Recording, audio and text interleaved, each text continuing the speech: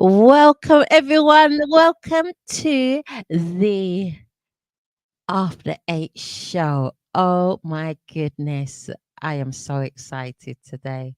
We have got a phenomenal artist waiting on this show. But before we greet our artists, we're going to bring on our panel, and throughout the show more of our panel is going to join us. So remember, like, share, subscribe to the Magnet Radio, YouTube, and all the platforms, the website, everywhere you see magnet-radio.com and Magnet Radio YouTube as well. And you'll get all the updates and the latest and greatest interviews and information on our platform. Good morning, DJ Boozadelic. Hello, can you hear us, DJ Boozadelic? See, this is live shows, technical. He can see me. I can see him. Can you hear us, DJ Boozadelic? Yes, that's right. I can hear you now.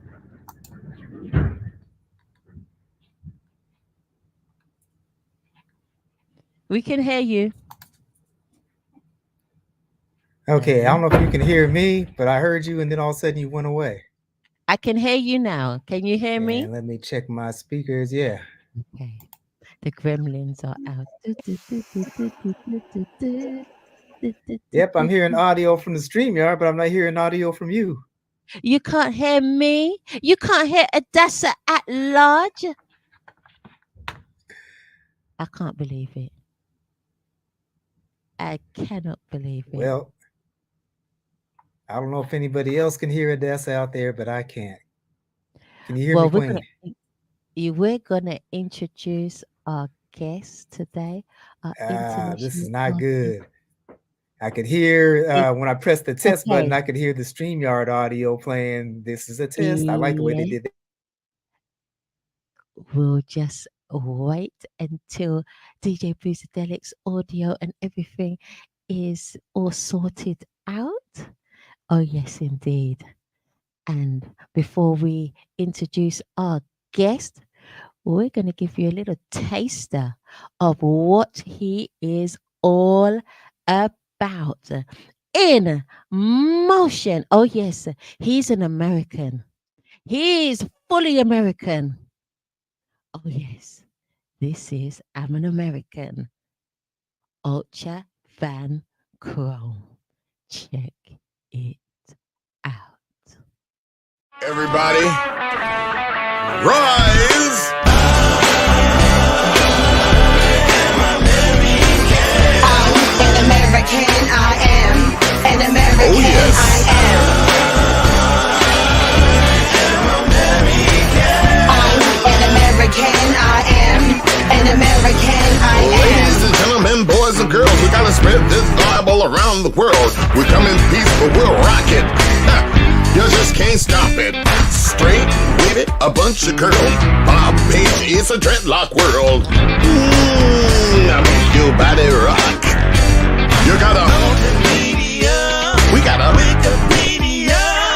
wave that phone sign if you can. Tell all your friends, come on and join the plan. It ain't about politics, no sir, man. It's freedom, dumb free, and that's how it's supposed to be. Cause I am an American, so don't judge me, you won't budge me. Let me make this perfectly clear. Don't try to steal the brother's Gus, just ride. You got nothing to fear, whether sober or high. Don't deny, everybody knows the drill. So wave your hands in the air, wave a phone sign high if you can. Cause oh yes, I'm an American, I am an American, I am.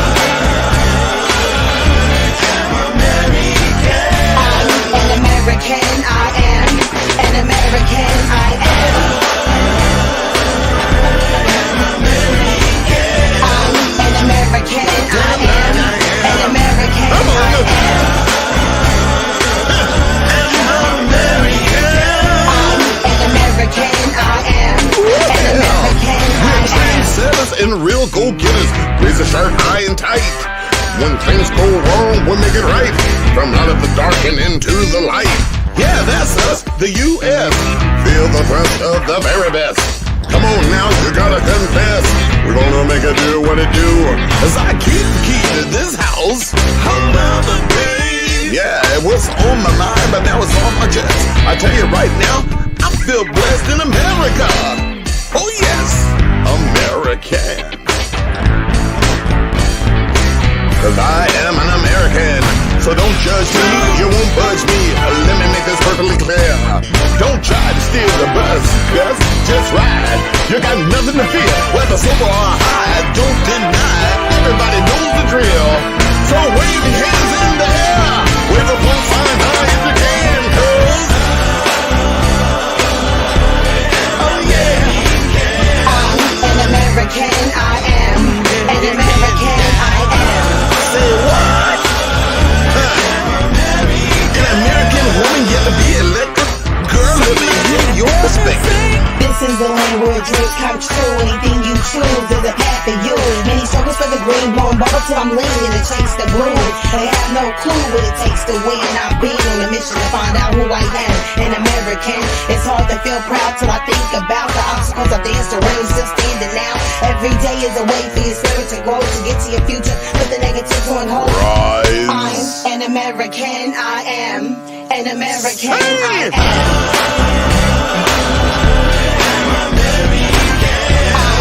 American, I am an American, I am. Is there a magician in the house? Well, turn down, yo. An American, an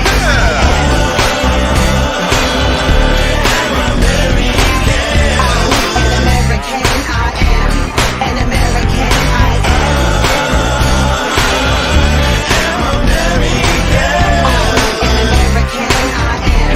An American.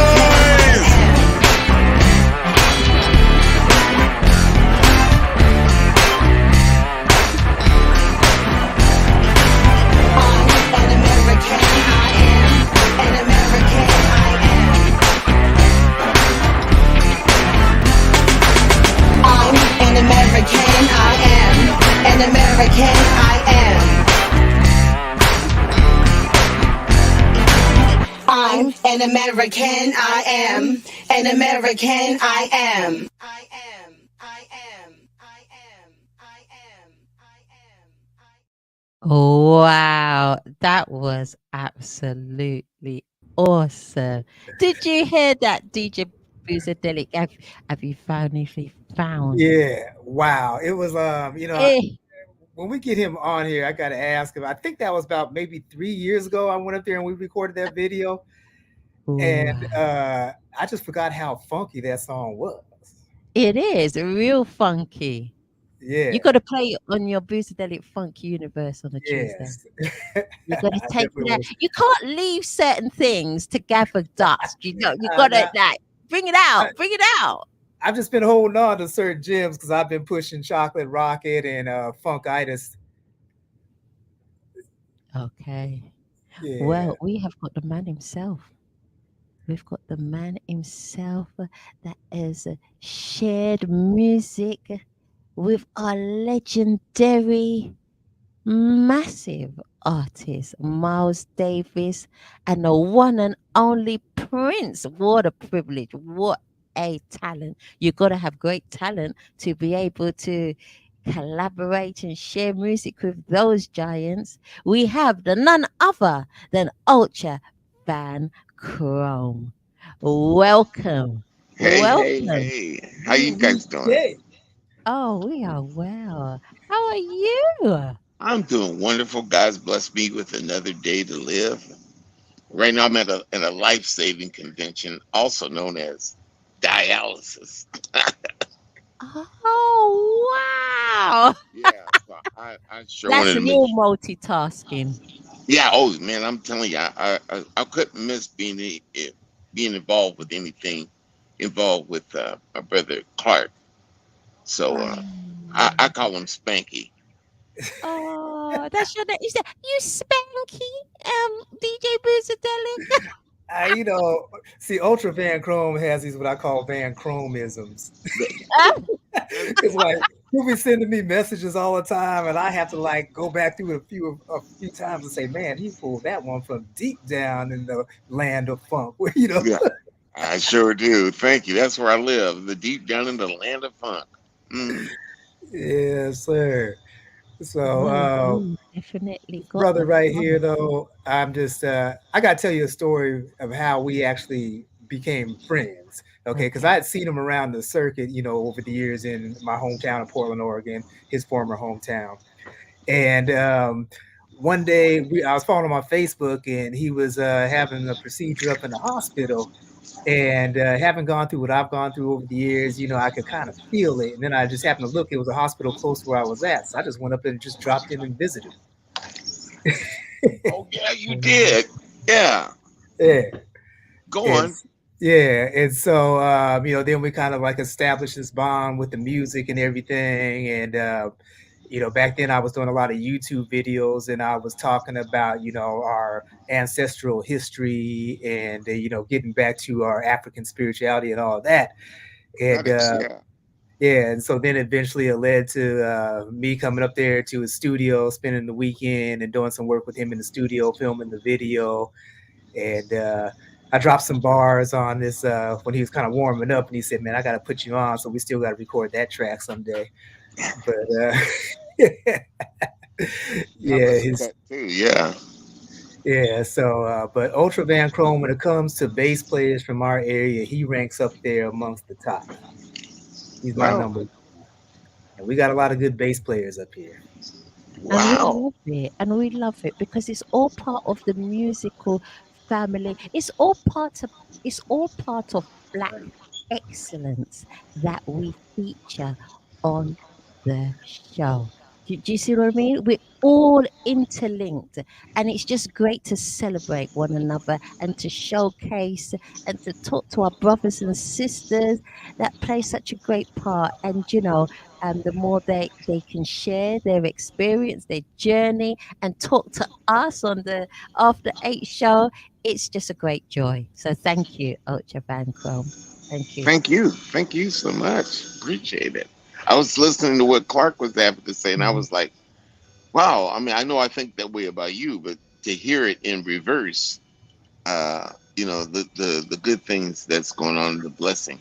I call uh, DJ Boozadelic, I call him Spanky because what he does is spank you with knowledge. Oh, And it's because of him that I got to knowing what the Ankaric, I guess that's what it's called, Ankaric Bible was, and the Lost Book of the Bibles. And a lot of what it opened up the door for me was about our history as Black people uh, being the first people, yeah. and that the Bible that we are privy to over here in the States has been so whitewashed. It's just so whitewashed. And the people from over in Ethiopia, which is where the Bible, Amharic, that's what's called the Amharic Bible. The people over in Ethiopia, they kept their version of the Bible in caves, the scrolls. And so that means the Romans didn't have access at it to change it.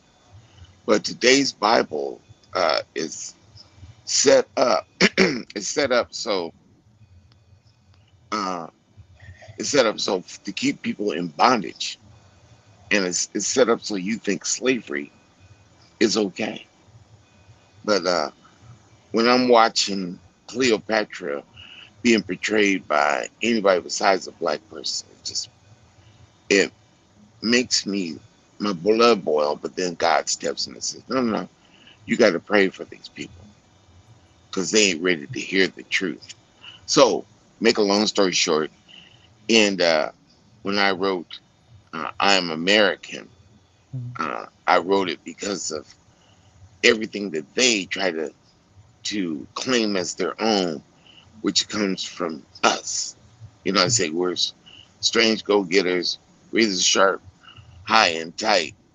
When things go wrong, we make it right. From out of the dark and into the light. That's us. I want to say the black folks, but yeah, that's us, the real Americans. And it's just a heavy situation to be in. And I owe all this enlightenment from my wife, Georgette, all through people that I know. Well, Clark is just outstandingly intelligent. Excuse me, DJ Blueskelic, I'm sorry. Everybody Out, sound like who's Clark? yeah, I know. I'm sorry. I'm sorry. I'm so used to talking to him that we, as a friendship, we just share knowledge, and that is just it's deep. That's amazing. Absolutely right. And it's beautiful that you can have that brotherhood. Oh my goodness. Who's that little Yeah. cutie? Who's Who is that that cutie? with This the is Dez French Master perm? D, aka the Funk Dog. The Every funk time he dog hears wants to music, he just get his comes running. moment of fame. Hello, the funk dog. Look at you. You're matching your owner. Got grey and white on. They got the Mm, same goatee. And the same, yeah, the same silver fox. mm. Yeah. Go ahead So on. Ultra Van Krome, that song "I Am American." I mean, when you could approach me with a concept and say, "Hey, man, I'd like you to put together a video," it was like, "All right, let my creativity go to work." And I don't think I realized it as much when I first put it together. But as I sit back now, and a couple of years, maybe how long ago was that? 4 years ago now? Yeah, about four Yeah, years. because it Yeah, was before COVID, wasn't it? yeah. Yeah, okay. And so I'm seeing what's happening right now, and then I'm looking at the video, man, and everything was just right on time. It was like a prophecy. You know what I mean? Yeah, yeah. That's I want to say to you and everybody, all the listeners Mhm. listening, that it really is an aura these days of self awakening because you ain't gonna get told the truth no matter what. And when I'm sitting there listening to tunes like Stand Up and I Am American, the list goes on. The songs aren't about Ooh Baby Baby or Let's Dance. Well, a lot of them are, but on that theme. But it's about the awakeness that you are, quote unquote, the chosen people. And if anybody has the nerve to be sitting there talking about the pyramids and all that were done with the help of, how could you, Aliens. yeah, aliens, like we ain't smart enough to. I said, man, anything besides give us our just dues. Well, we don't need that because in today's music scene, if there is a boys to men or what's that tune? That group I'm shaming for not remembering. Any of the boys groups, immediately what they do is come up with the white counterpart. Oh And yeah. unfortunately now they still outsell the original groups. Johnny Gill, Boys to Men. What's the name of that Johnny Gill? But Bobby New Brown. edition. Yes, New Edition. New Edition set the premise for every white group you saw that come along down, and without even hearing their accolades, which far outstands everybody else's, they don't get the TV premise that other groups get. And the same thing when Jimi Hendrix was out, they Yeah. waited till he was dead to come up with Stevie Ray Vaughan. And so now Stevie Ray Vaughan is the god of the blues. Or Elvis, who got his start hanging out with black people because he knew at an early time. You got to see that movie, Oh the yeah. Elvis movies, if you haven't. But Yeah. it just goes to show you about the white supremacy thing. And we all know that that's just fear, period. So now that you have said this, and Clark played I Am American, which I have to tell you, I've Mhm. been on to the new stuff that I'm doing. But when I look back at it, my wife, that makes me proud of me. My wife said, honey, you're revolutionary in yourself. And you ain't just putting out no songs based on no foolishness. You are saying stuff that will wake people up if they care to Even in the case of the Bible, if you care to read, you're going to ask questions like, well, wait a minute, what happened to this section here and that section there? And that leads you to Enoch and the lost books of the Bible. But I didn't come here to talk about. We came here to talk about music. But Clark is so deep. Excuse me, DJ Boozadelic is so deep that when you're with him, you just sit down and shut up and learn. And so, I'm as big a fan as his as he is of mine. And that's That's that. wonderful. That's great because we all have our talents, we all have our gifts and our knowledge base, and and it's so important to be able to have moments where we listen. Each of us listen to each other, and each of us talk to one another. You know, and um, and the growth and the development within yourself and the people around you that it does and because that message needs to go out more and more and more Hmm. to our people all across the world Hmm. that Yeah. our existence didn't start at slavery, Mm-mm. because that's the message that they want us to believe, that our existence started off as slavery, and we were suppressed, and to continue that suppressed mindset and that slave mindset, and then y- it becomes a self prophecy where you know we become what they want us to become, but we're doing it to ourselves. So they've got less work to do because we're doing all of this negativity within ourselves, within our community, and Amen. so job done. But the more we understand, we've been around from the very first existence, the very first existence. If I was We going, I was just going to say, sorry to cut you off, but I was just going to say, you just said it right there. We are the first people that God, as we know it to be, know Him to be, the first ones that had communication with Him. So, of course, when these folks come along and see the pyramids and I should say pirate, and they're seeing the truth written on the walls, something you can't destroy, especially if they can't read the scrolls, and they're seeing that it's written there on the walls what in the world was going on, and you realize they realize, well, wait a minute now, we better change this up because these guys are the actual, and it still says we are the actual. Now, Well, the facts are there. The facts are there. We are the only. If we're going to go to facts, if we're going to go to science and biology, you know, if we're going down that route, it is evident we are the only race that can produce other races. that is We right.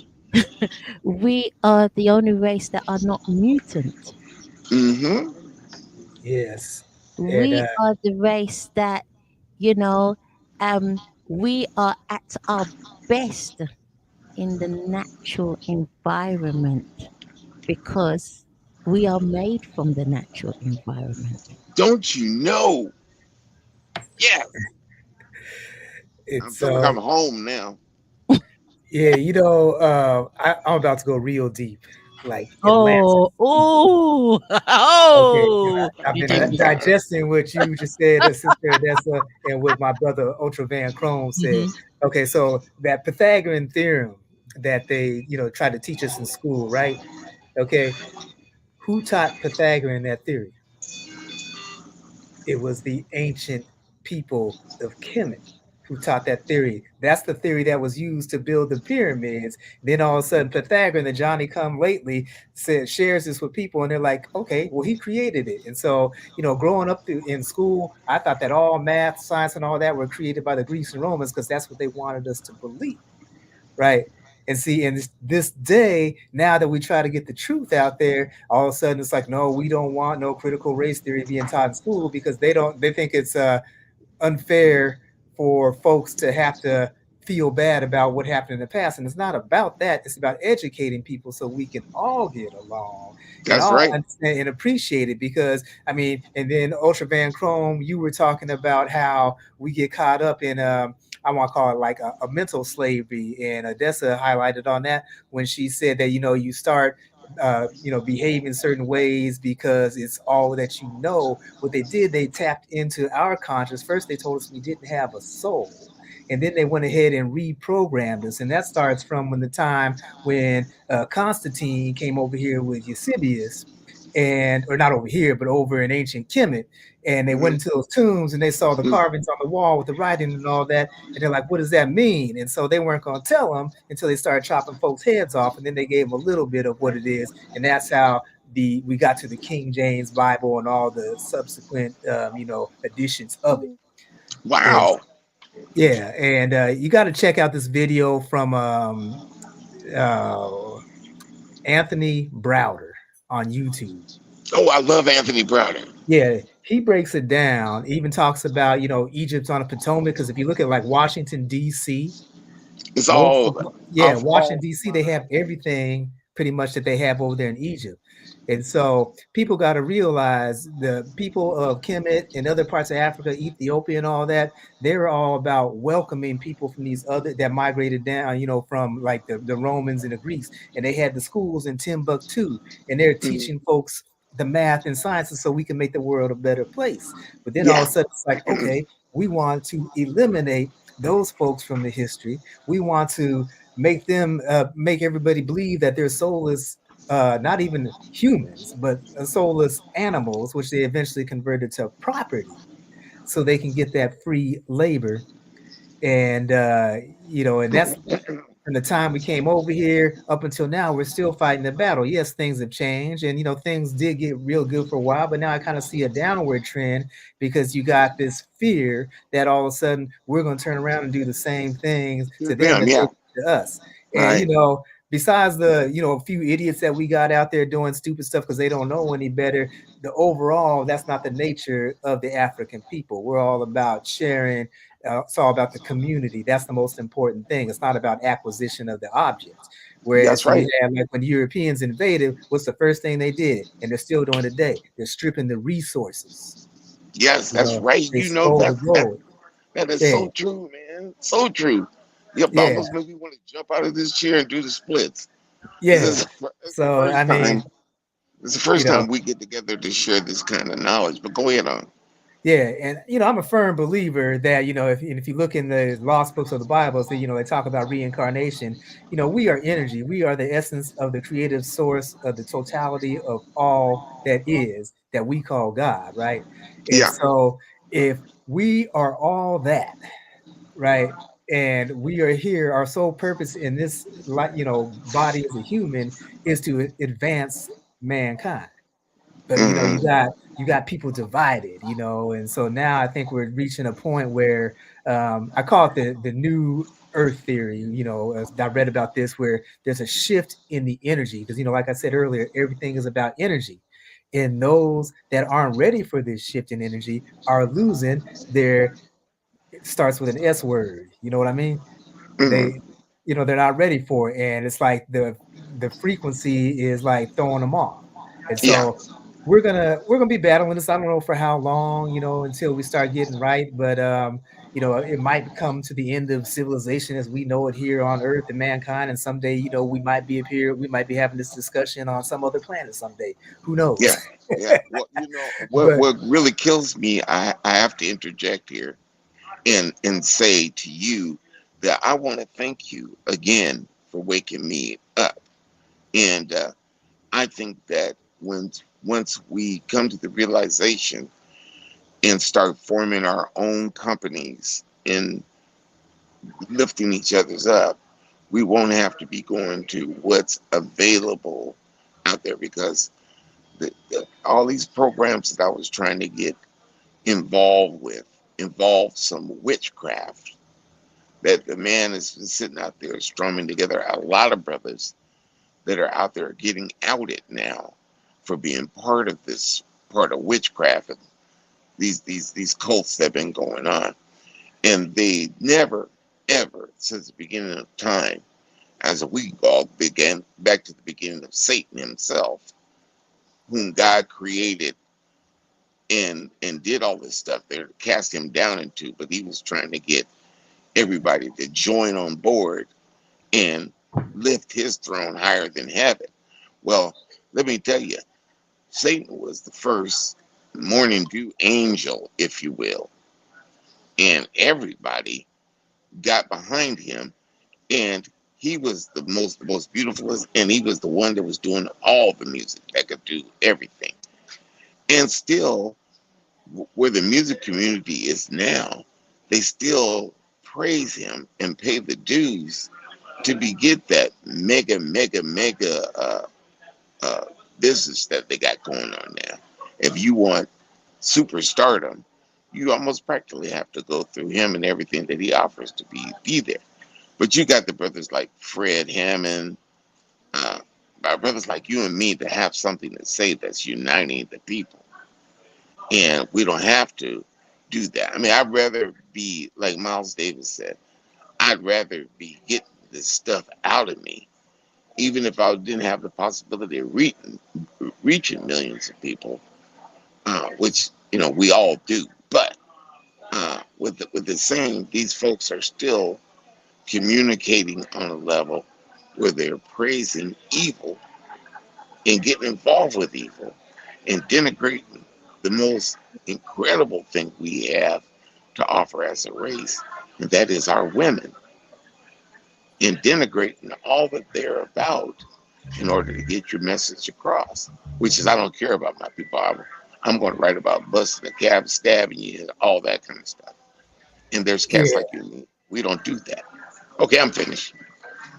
So, you talk about that in the, getting in those cults or those secret societies, kind of like, since I've been doing this type of stuff, I've done just enough, I guess, to get on the radar of some of those groups because I get messages from, Illuminati all the time. Some of them have been fake, but I know a couple of them have actually been real. Wait, say it again. You said what? The receiving messages from Illuminati telling me Man, that if I first, want wealth go and I ahead. want fame and all that type of stuff. And it's just like, I'm not about that. I am not selling my soul to, get some money in my pocket and participate in a bunch of debauchery and stuff. You know what I mean? I just want to get my message out there. That's the number one reason I do what I do. Well, that's the first thing when you showed up at my house. I told you about that they had been in touch with me. And Mhm. if I was willing to bow down and call him Lord, that they would give me all the mega stardom that I hoped for. And I Yeah. said, no, no, no. One thing I realized about you got to sacrifice, the artist himself got to sacrifice somebody in his life, whether it be his family, like in the case of Jennifer Hudson, or in the case of Michael or Prince himself. That kind of stardom, once you engage in it and you get where you are, as we saw at the Academy Awards, where Will Smith went over and slapped Chris Rock, you still saw that. They wanted to deface black people and make us look bad done by ourselves. And the last thing I'm going to say about that is when they approached me, I realized my wife got me to the side and she says, look at Jennifer Hudson. She gave up her whole family. Not that that was what they did, but they tell you better move, you better do it. The next thing you know, she's got TV shows, all that kind of thing going on. And I think she's a great singer. Right. Don't get me wrong, I ain't hating on her, but all this fall de raw over what she's sacrificed, that's the key thing. The main thing one needs to realize as an artist, the devil don't play and he gonna come and get his. And so we see Michael and Prince gone. And I don't know the particulars on that, but I know one thing. All these signs they're throwing up all got something to do with supremacy, and these diamonds you're throwing up in the air. Everybody's being affected by it. And I still want to say at the end of the journey, as a true black man, You got to stand up and account for all your activities at the Yeah. end of the road. And That's that. see, yeah, because they the whole methodology behind that is if we can get somebody that has the influence over millions upon millions of people, then you can go ahead and send certain messages out there that will keep them from advancing. Yeah, yeah, no kidding. And my phone just Yeah. flipped out. Oh, okay. So I want to get back to the music. So, the viewers saw the "I Am American" video, um, but also you have so many other songs out there. One of my favorite songs out there is was it "On Jackie" or Jackie? Yeah, stand up. Yeah, Yeah, and Jackie stand up. That's said. right. Yeah. So Yeah. tell us about "Stand Up." Well, that's good that you should say that. I wrote that song a long time ago with Brian Foxworth. I call him Baby Bro, but Brian Foxworth and Craig Stevenson and his wife. Uh, and that song is about putting into words these conversations with my aunt, who's rest in peace. She's the mother of Marlon L. McLean, and she also happens to be my. Her name was Jackie Winters, and she was a senator in the Oregon Senate. And she sat down and told me all the stuff that was going on with my mom, her mom, all these people when black people couldn't even walk on the sidewalk. Yeah. And she was telling me, Stevie, it was so racist and so ugly back then. But she said, I got a barbecue stand here that I got established in downtown Portland. And I don't care if I don't have business at all. I'm gonna keep it as long as I can just to show these people you try to stunt my growth. Say what? But I stood up and that came to me. Not some of it, but all of it. And that's why I wrote this song. Right. I, I think the best part about it is the intro. When the world gets you down, plenty of friends know where to be found. They see you swim, but rather let you drown. What? Yeah. Stand up. So, you talk about that time, I think about the stories that I heard from, my parents and my grandparents. And, my grandfather, the late Edward Caldwell, he was actually a Portland reservist policeman. But, when he had the badge and had his 38 revolver on his side, he still got referred to as boy, still was disrespected, and then really didn't have any power to do anything. He was Uh just huh. basically a man in a suit, a police uniform that didn't have much more authority than a regular security officer. And then, you talk about the business like that your Aunt Jackie had downtown, the barbecue stand. You know, um, I have vague memories of the old community, like Emmanuel Hospital, but I know before they put the hospital in there and before they put the Coliseum and the freeway there, that there was a thriving neighborhood. That's where all the people in our community lived, was down there in that area. And then they went ahead and basically said, we're going to go ahead and develop this, gave them little money for the property and pushed him out. And I mean, you hear about like stuff that happened in what was that, the Black Wall Street and all that, where they came through and burned down the town. This wasn't as severe, but it had the same impact. It took that economic power away from the Hmm. community, where all of a sudden you have to depend on somebody else to to be able to purchase your goods and all that. And basically the money is not funneled into the community no more or anymore, and then everything starts to get run down.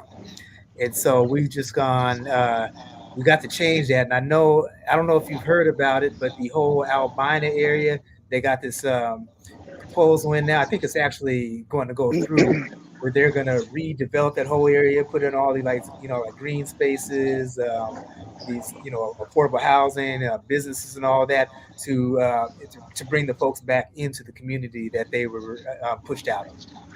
Well, I want to say one thing about that, and a lot of people don't know, but right there, my grandmother, Mary Alice, Mary Alice Hawkins, she was the first person to actually purchase land from the farmer who owned all the property over there. And I mean all of it.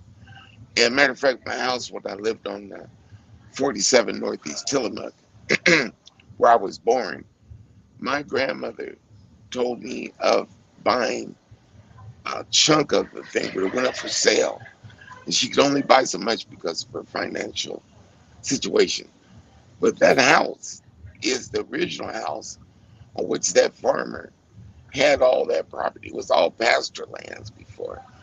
Uh, So when they came along and built, excuse me, when they came along and built all this stuff, uh, the stuff that I was to later see, the I-5 freeway, the Emmanuel Hospital, all this kind of thing, all that area was pasture land, and it's built on a quarry of all those fruit farms of all these rats that live underneath there. yeah, And man, I mean, there were some whoppers when I lived there. You understand?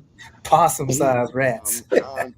Boy, if they could have been those rice fed rats, we'd have had a new delicatessen on it. Slim is ratophobia.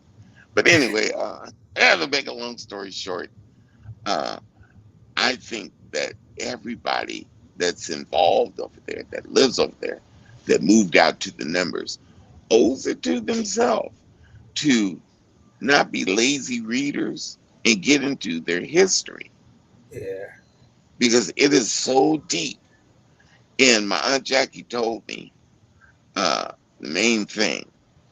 Once again, her name was Jackie Winters.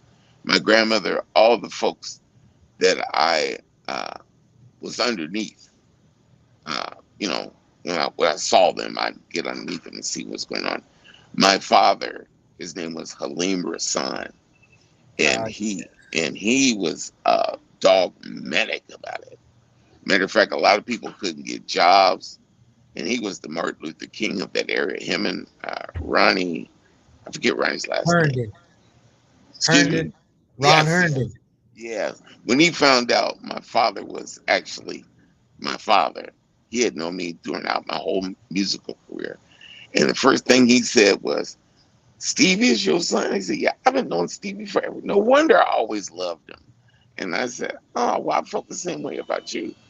And matter of fact, after sitting down and watching it happen, the absentee father, which that's a whole nother Oprah, but nonetheless, but a common one in the black community.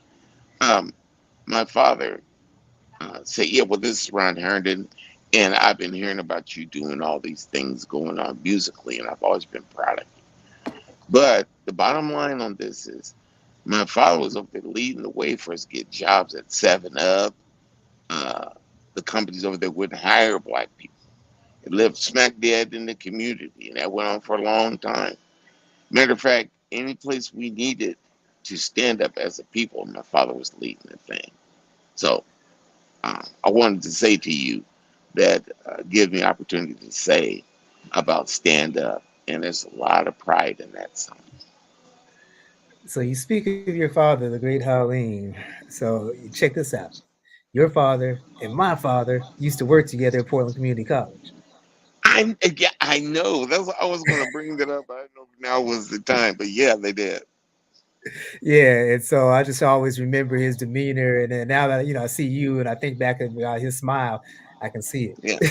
yeah, yeah, yeah. And But yeah, when I we have a apologize. Yeah, when I have my goat when I let my hair grow and I grow a yeah, goatee, yeah, I because look he like a had that dark. cool, that little natural. I used to like that.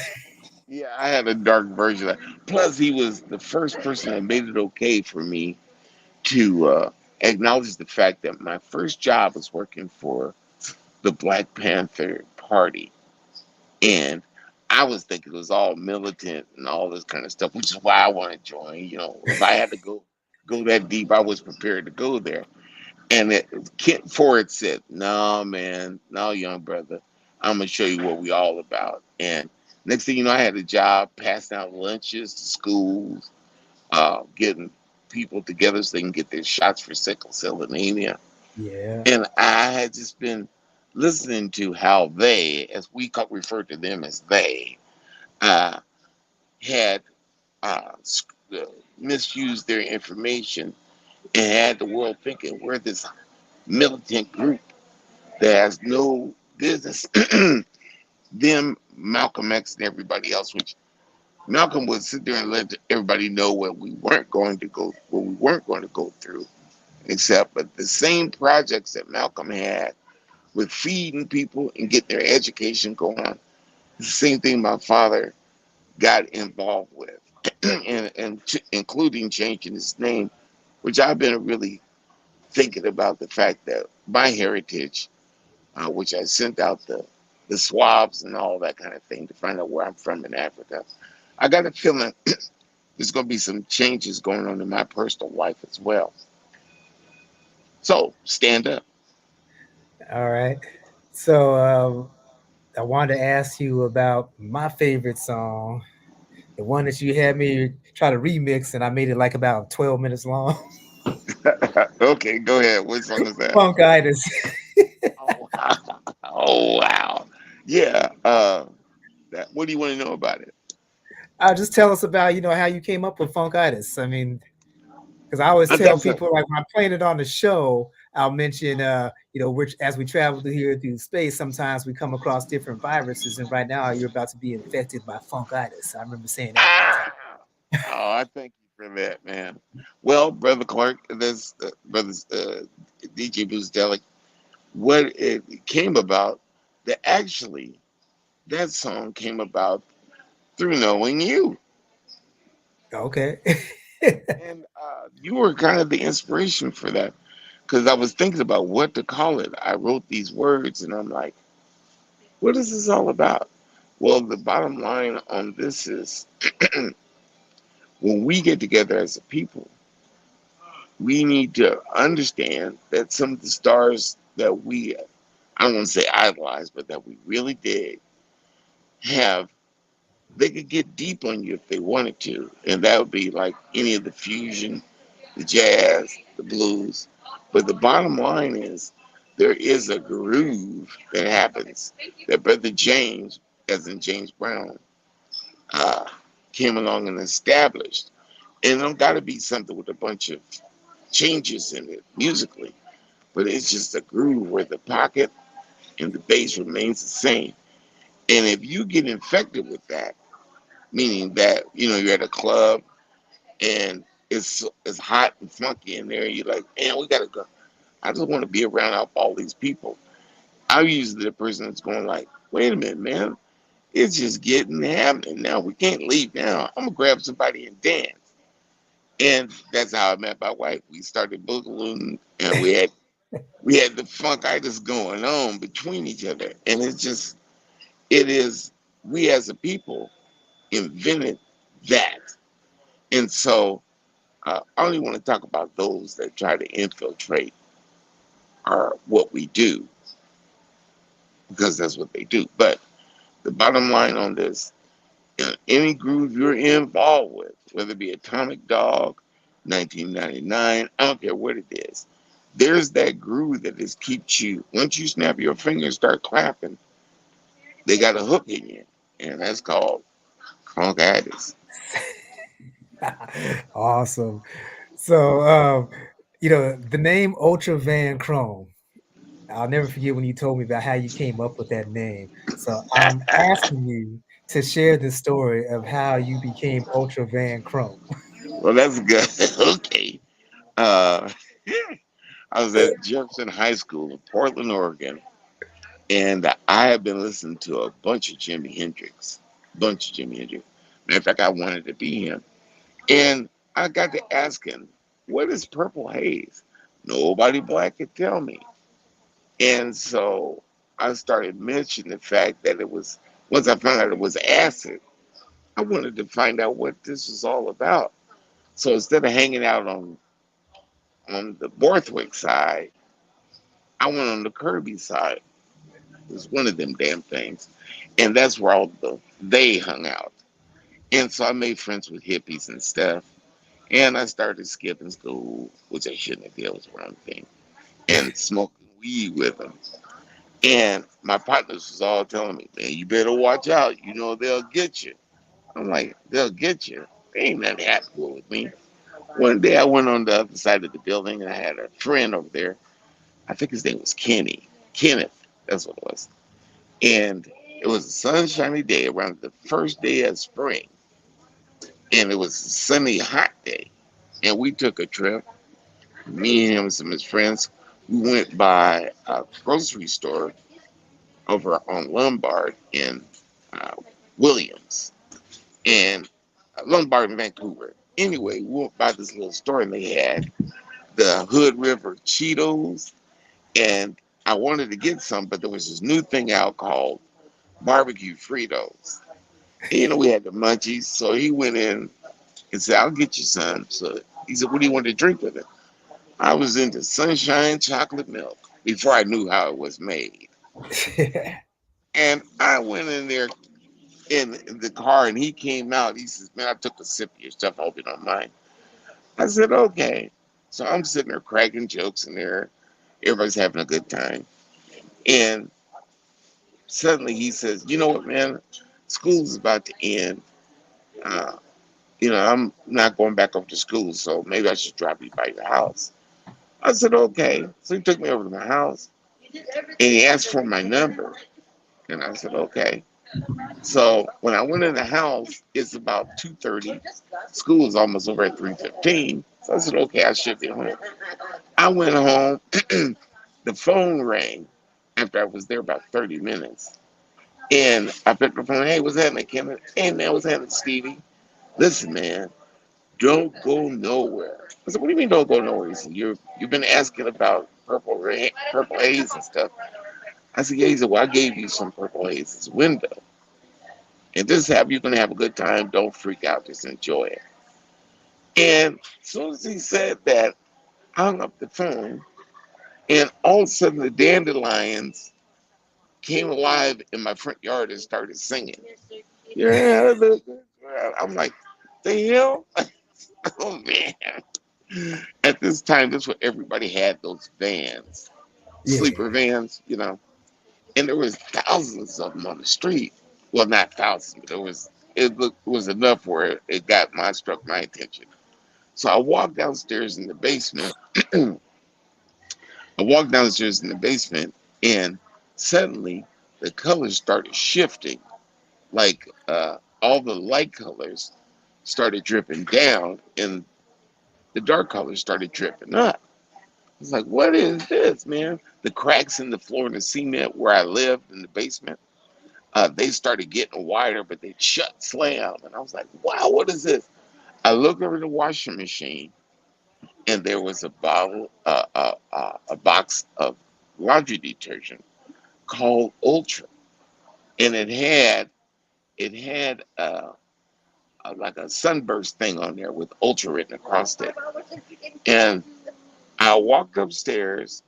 No, excuse me. I looked out the window from the basement, and I could see all these vans going by. And then I looked over at the chrome that was shaking, but it looked like it was dripping, and it looked like it turned to water. And I looked at the box again, the Ultra detergent. I saw the vans out there, and I looked at the chrome, and it kept going chick, chick, chick. And finally, pow! That's how that name came, Ultra Van Krome. Oh, man. I was like, wow. Well, anyway, my baby sister Holly came in, and she came downstairs. She said, Steve, you high in the mug, ain't you? And I said, I don't know. I think so. She said, well, just stay down here. You'll be all right. I didn't know I was looking all out like that. And I told her about this name. And I said, I don't know what it is. She said, that sounds like a musician's name, Ultra Van Krome. And I went, yeah. So after that trippage, everybody in my family started calling me that. My sister Holly said, "Steve's gonna be a rock star. Y'all should." Yeah, because that's my government name, Stevie Ray Mays. And I was like, "Whoa, this is heavy." And so that's how the name came to be, Ultra Van Krome, from a detergent, a car, and my favorite color in the world, which is chrome. Okay, that is such a great story, and every time I hear it, it's like the first time I'm hearing it, and I just enjoy it that much. So now to during the introduction, Adasa mentioned, about Miles Davis, mentioned about Prince, and I think there was a phone call involved. Why don't you go ahead hmm and bestow that information on us?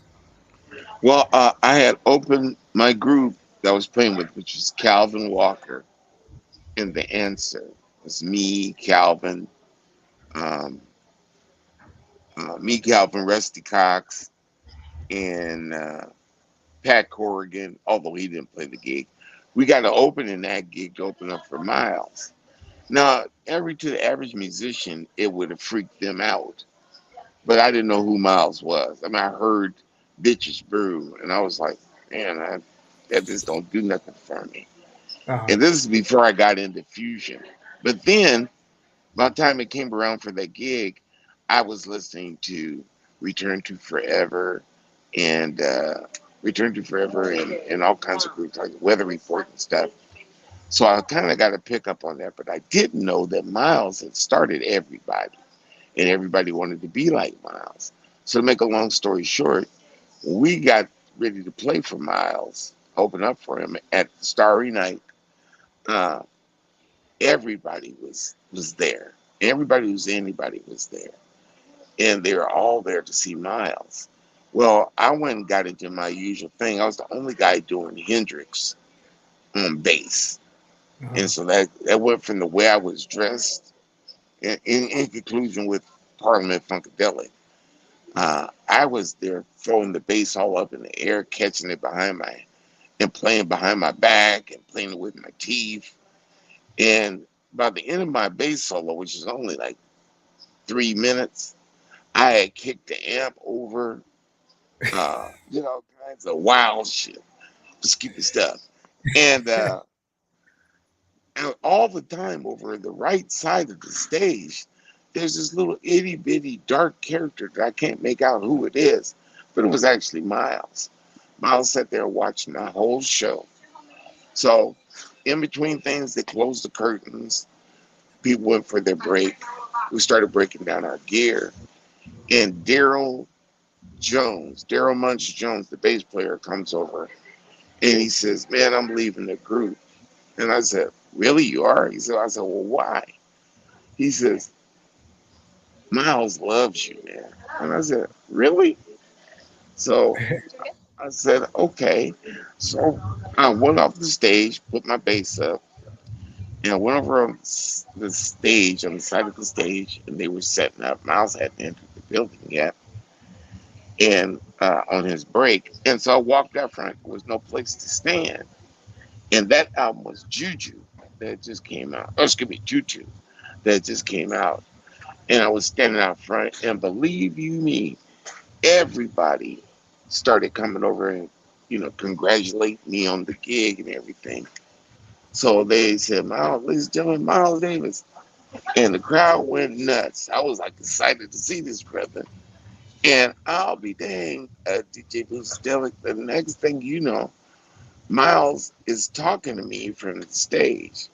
He only talked to two people the whole time he was there at the building, or three: the owner of the place, uh, people in his band. There was a trumpet player. His name slips me right now, but he died from MS and stuff. But anyway, Miles from the stage said, and I quote, "I heard that solo you did. He's a twisted motherfucker." And I said, "A twisted MF?" Now, when I did that, everybody in Portland just tuned in to me, like, ooh, including my hero, local hero, Nate Phillips. Daniel So I Thomas. was like, okay.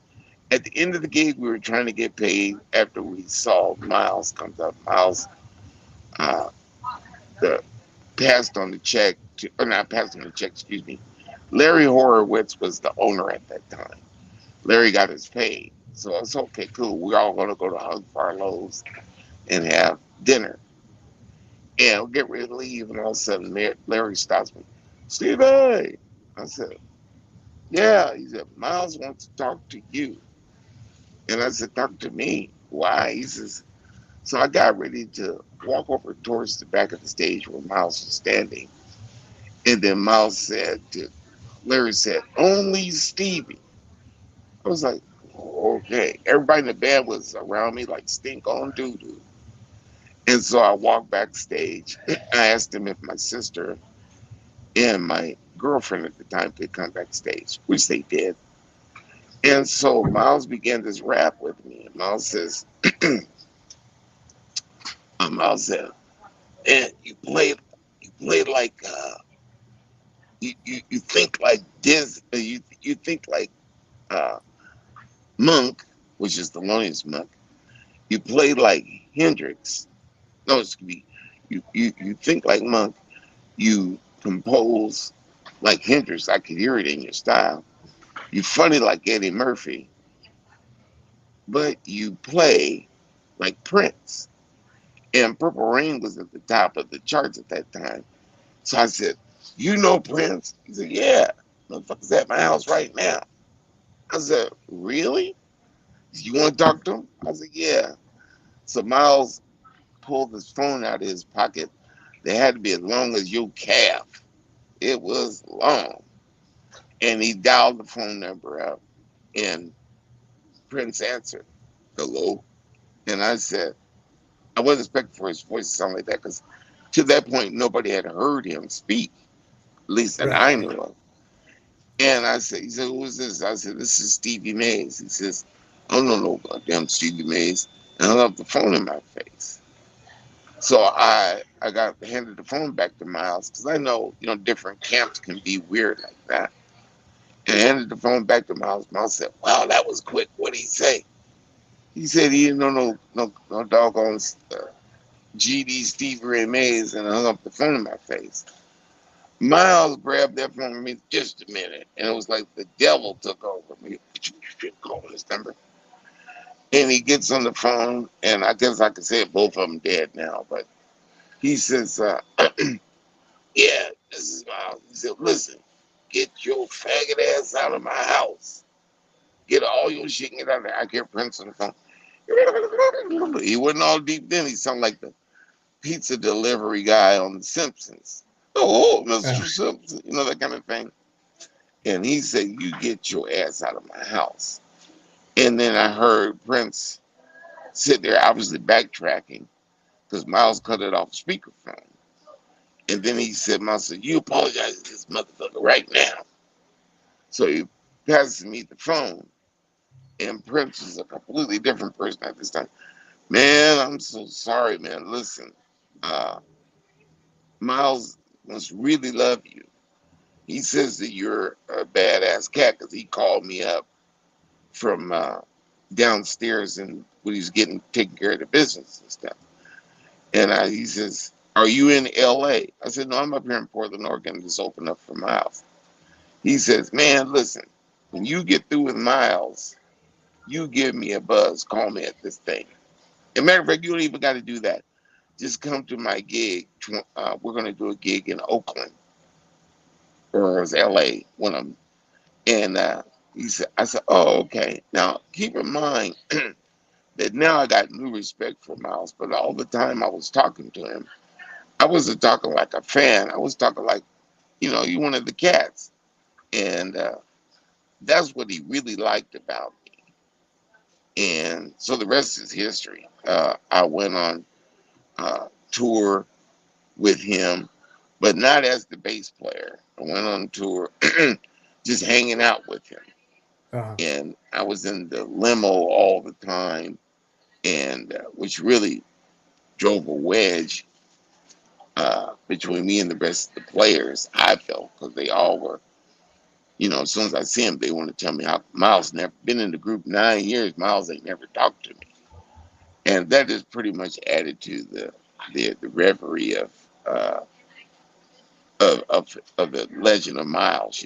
Where Miles could be a jerk, but the bottom line is, after I got through with him, and he took my bass solo that I did at that concert and rearranged it and made a whole song out of it. It's called Burn. Uh-huh. Uh, but things that happened with me at this particular point, it led me from that thing, and then led me over to Prince. When Miles and our little venture got finished, it led me over to Prince, and so I'm gonna be writing about it in my memoirs.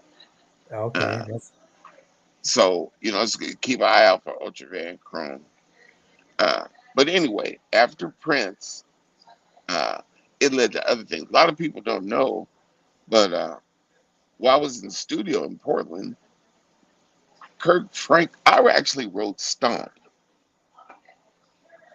that's one of Kirk The Franklin's biggest hits, right? Right, he didn't write that. I did, and he Okay. came to Portland through his. He was doing a bunch of church uh, things where he was knew people in the gospel area up here in Portland, Uh-huh. and Jerry Harris, one of my best friends, came along and let him know that Stevie's over in the other studio, and you should come by and hear this. He's got this song I think could be a thing for you. And at least that's what he told me. So one day I look up and I'm in the studio and there's Kirk Franklin. I had no idea what was going on with him, other than to say uh, my my venture with doing things in the Portland gospel community started around this time. And Kirk Franklin came into the studio and wanted to hear some of my music. I figured this brother, obviously, he ain't from here, little teeny guy. He ain't from here. So he said, "Yeah, I heard some of your funk. Yeah, I want to put some of your funk on my gospel." I said, "Well, fine, but I ain't giving out no tapes." And I played Stomp, the version that we had. And he came in, called his music director and to hear it, said, "You got it?" He said, "Yeah, I got it." So I didn't think no more of it. I said, "Well, how are we going to get in touch with these people?" "Well, have your people get a hold of me." And the rest is history. If that didn't even happen, we waited about 3 years for the statute of limitation to go out. And the next thing you know, whammo, I'm sitting at home and working at the post office, and I hear phone calls coming to me. Now, this is at the beginning of the wireless phone. You don't have your own phone. And I got people calling my home phone and calling me on my wireless, let me know, "Man, they played your stuff on the radio over here." I'm like, "Are you kidding?" Well, what's going on with everything? He said, "Man, that's your stuff." I didn't remember 3 years that group had came and went. And so finally at 3 o'clock in the morning, I went, "Hey, that is my stuff." And my wife at the time was like, "Yeah, it is." So I tried to get a lawyer and follow it. Nothing. They told me, "Well, the statute of limitation is over. You ain't got a case." Oh So man. whenever I was at a gig and I hear people from Stanley Clark to Prince playing Stomp, it made me sick to my stomach. And what I should have did was get a hold of my cousin Marlon McLean and Yeah. let him know that this is what's going on to me. But hindsight is what it is. So after all these years goes by, everybody in that group, and I mean everybody in the Kirk Franklin group, took him to task because he was cheating people. He still does. Uh-huh. So that just lets you know God is good. He's gonna watch over to you. But I realized I wasn't ready to start speaking about the Lord, although I was the choir director at a couple of churches. Okay, so you never know which path you end up on, man. You never know, especially meeting you.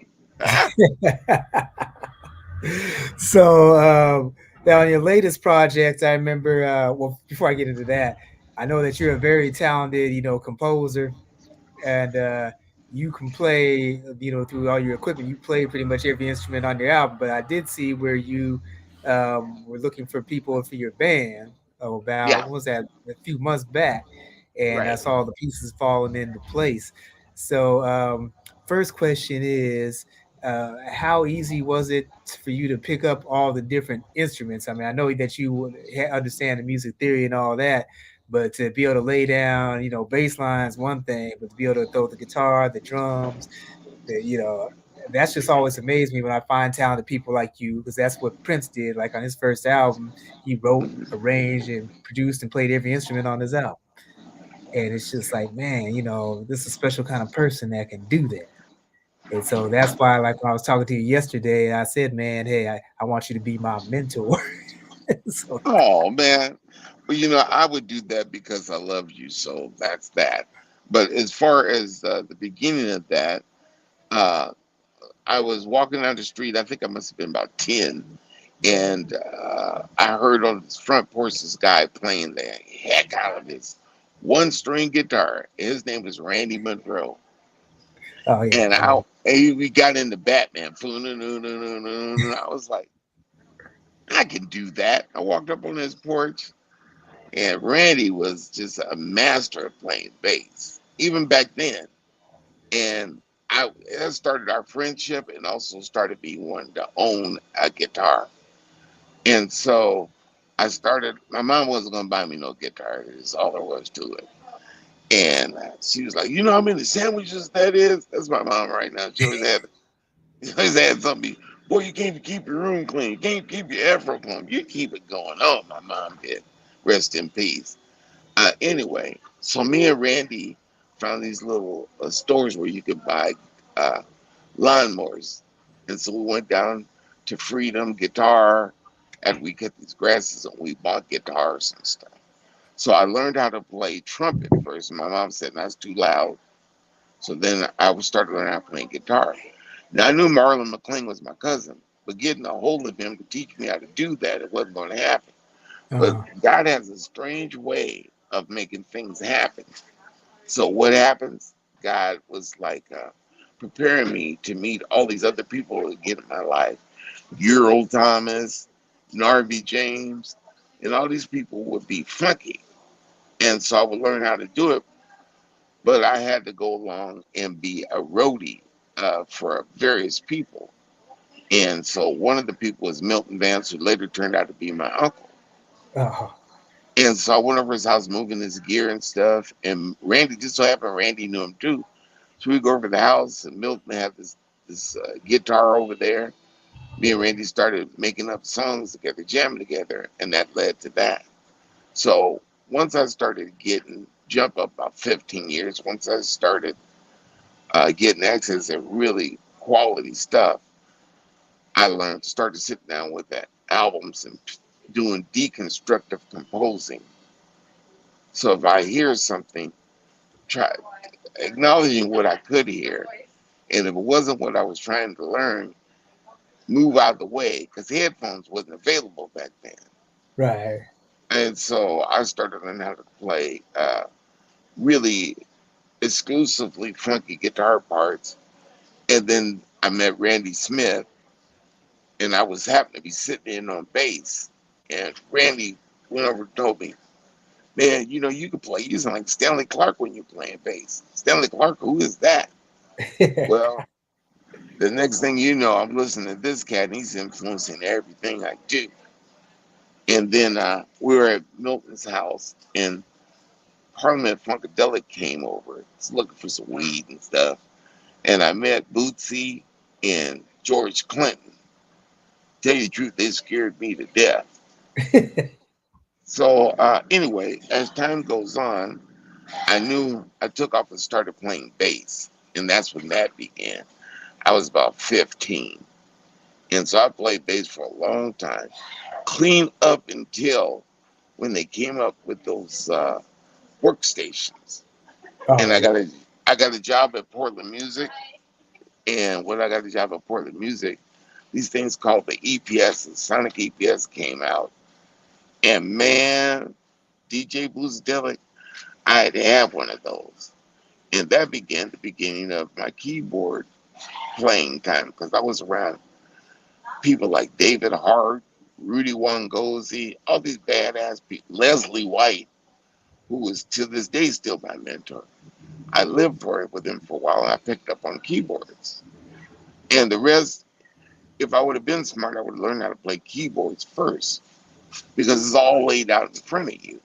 Yeah. And you got to worry about how to put your fingers. I mean, you do, but it's not as stretched like playing guitar. You know, you got to be able to make your hands go like this, that, and touch the strings correctly. But once I started touching the strings correctly, then it occurred to me that the link between keyboard playing and guitar playing was just that. It was a link, but it was, you had to make your hands. You can't make up horn parts being like a keyboard player. You have to actually imagine that you're the horn player spitting these parts out. And Right. that led me to playing with Thera Memories Band and the beginning of me being an artist. And when I played with Thera Memory, who gave me the gig because of my rep with Miles Davis, he gave me that gig. He was about me doing everything that I could to enhance my writing capabilities. And man, it was a scary thing, but once I did that, I became the the front person. Me and Marilyn Kelly, and that's the beginning of all that.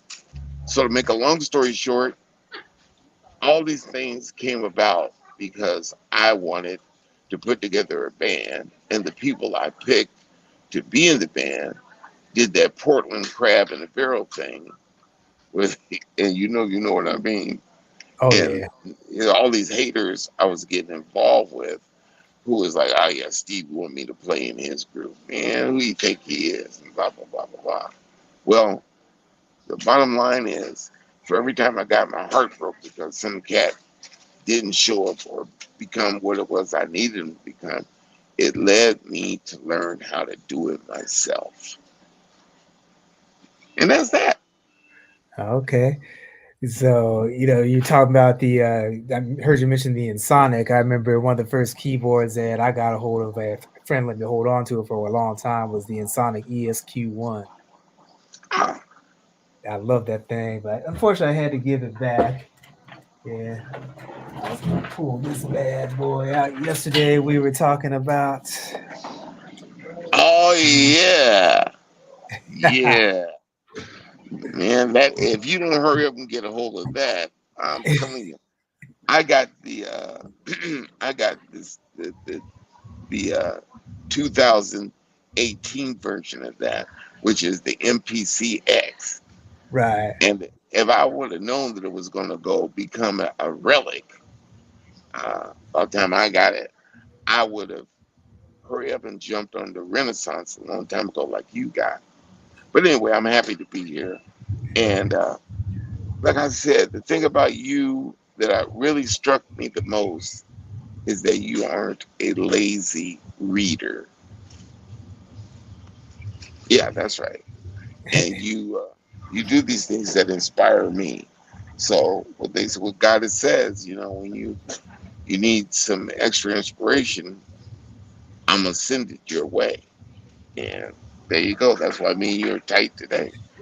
Yeah, I'm a big believer in since I got into my spirituality and understanding how the universe works.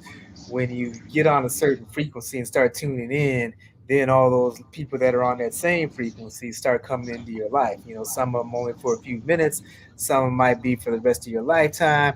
But it's like they're there for a purpose, and that purpose is to like help each other advance and to contribute to the greater good of all of mankind.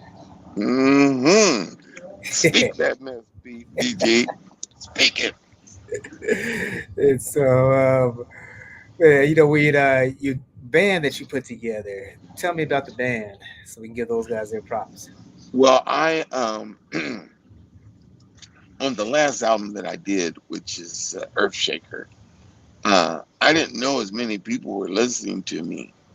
So I've been told that I was Tacoma's best kept secret, and so I put out an ad in the thing here, and these folks were digging my sound up here in Tacoma because they do, but they don't give me love like in Portland they don't give me love like that. So I figured, well, I'm gonna keep it like this. Well, my wife was steady pushing for me to be part of this thing, this be on the scene. So I did a couple of gigs. I did a gig with Fernell Newton called The Goodfoot Live, and so he happened to film me, and I put it on my page as Fernell Newton with Ultra Van Krome. It's on YouTube, I think, and you can see that I went down to Portland, and these cats didn't even learn my stuff, man. I was so bummed out because there was some cream of the crop people, and they thought they could just. Fernell just said, "Well, I'll just pay you, and you don't have to come if you don't want to." I said, "No, no, no. You got all these people out here to come to see me." So, make a long story short, we did that video. Well, these people up here were digging on it. And so I put out that ad and I put out Ultra Van Krome, which I thought was pretty much a kept secret, just, any place but here. And so I had Everett James got a hold of me. He's a drummer up here. Me and him gonna be best friends. I don't care how he feel about it.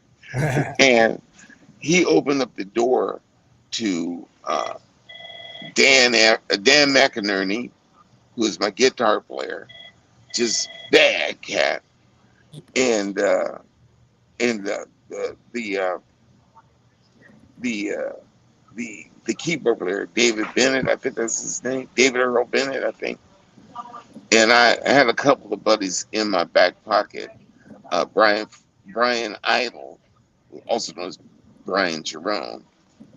He was fit to jump on. One of my best friends, uh, as a vocalist, and a lot of people don't know it, but the lead singer uh, for Soul Vaccination, her name is Regina Kay, but I gave her a Chrome blessing, and her real name is Gina Kodrowski, and I was trying to say it over the mic, and it came out Jika. So I call her that now. She's the girl that's been singing uh, duets with me on Sunshine and on I Wonder, which is on the new album. And uh, another girl, her name is Rinka Bennett. And her name is actually Karen Bennett, but I got a chrome on her, so she's Rinka Bennett. And then one of my jewels is Brian Harrison. Brian Eat Music Harrison. And he did some guitar parts for me, playing like I don't play.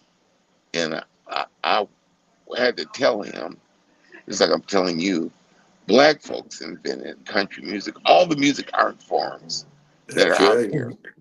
We did it all That's first. right. And the Yeah. next thing you know, all these people are jumping on.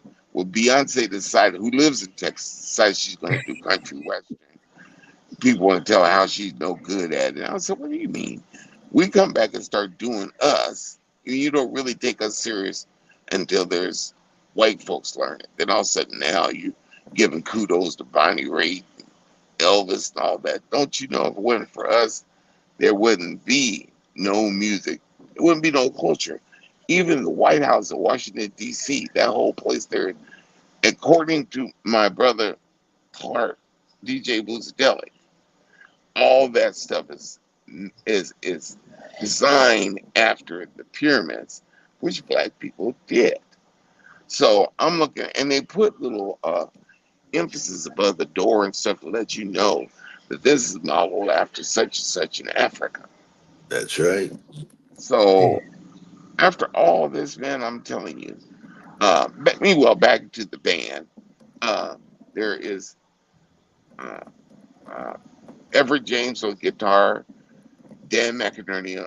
Excuse me, Everett James on drums, Dan McInerney on guitar, uh, Brian Jerome on vocals, uh, Renka Burnett on vocals with me.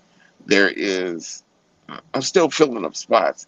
I did have another bass player. His name is Carl Falls, but we're almost the same. We're the same age actually, and age is catching up with us. So I'm going to start playing bass in the band. He was going to be my bass player, Okay. and then that's basically it at this point. I do have a keyboard player, David Burnett, Okay. and that's basically the sound.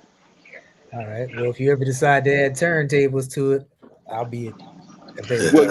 Well, no, you don't already put it out there, so there it is. So Sure. I'm adding turntables right now. So Okay. start listening to the album. The album is called Earthshaker by Ultra Van Krome. Yeah, I love the artwork on that. I want to introduce, we got Gary Hines from Sounds of Blackness, the music director. Gary, this is Ultra Van Krome. Hey, Hey, Maestro, how you doing, my brother?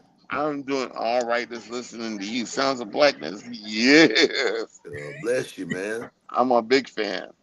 Oh, thank you. We so honored by that, my brother. We like to call them family members. Is it, 10, 9, 8, 7, 6. Oh, hey, you This, know what? Hold on for a second. I just want to say that Dan Reed, the Dan from Dan Reed Network, he remixed that whole album, and I got to okay. give props where props is due. He went through and made everything a single. So I had a bunch of album cuts on there, songs about 7, 8 minutes.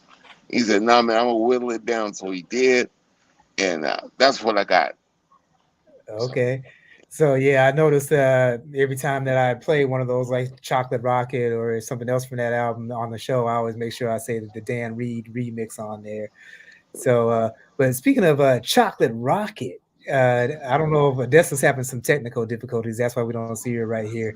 But I think she just tried to put up the Chocolate Rocket video. But so yeah. if you're ready to let that roll, Odessa, go ahead and let that roll if you can hear us.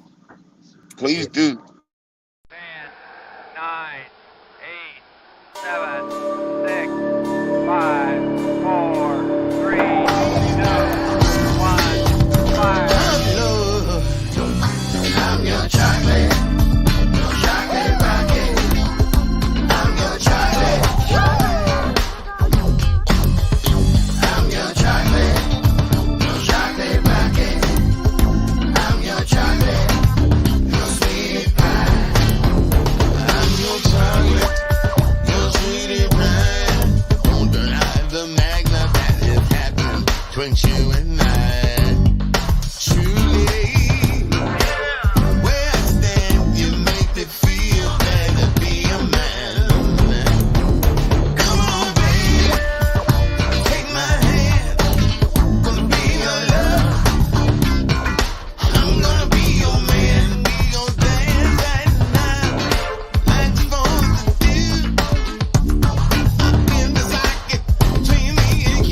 Trying to get up, why you trying to get down?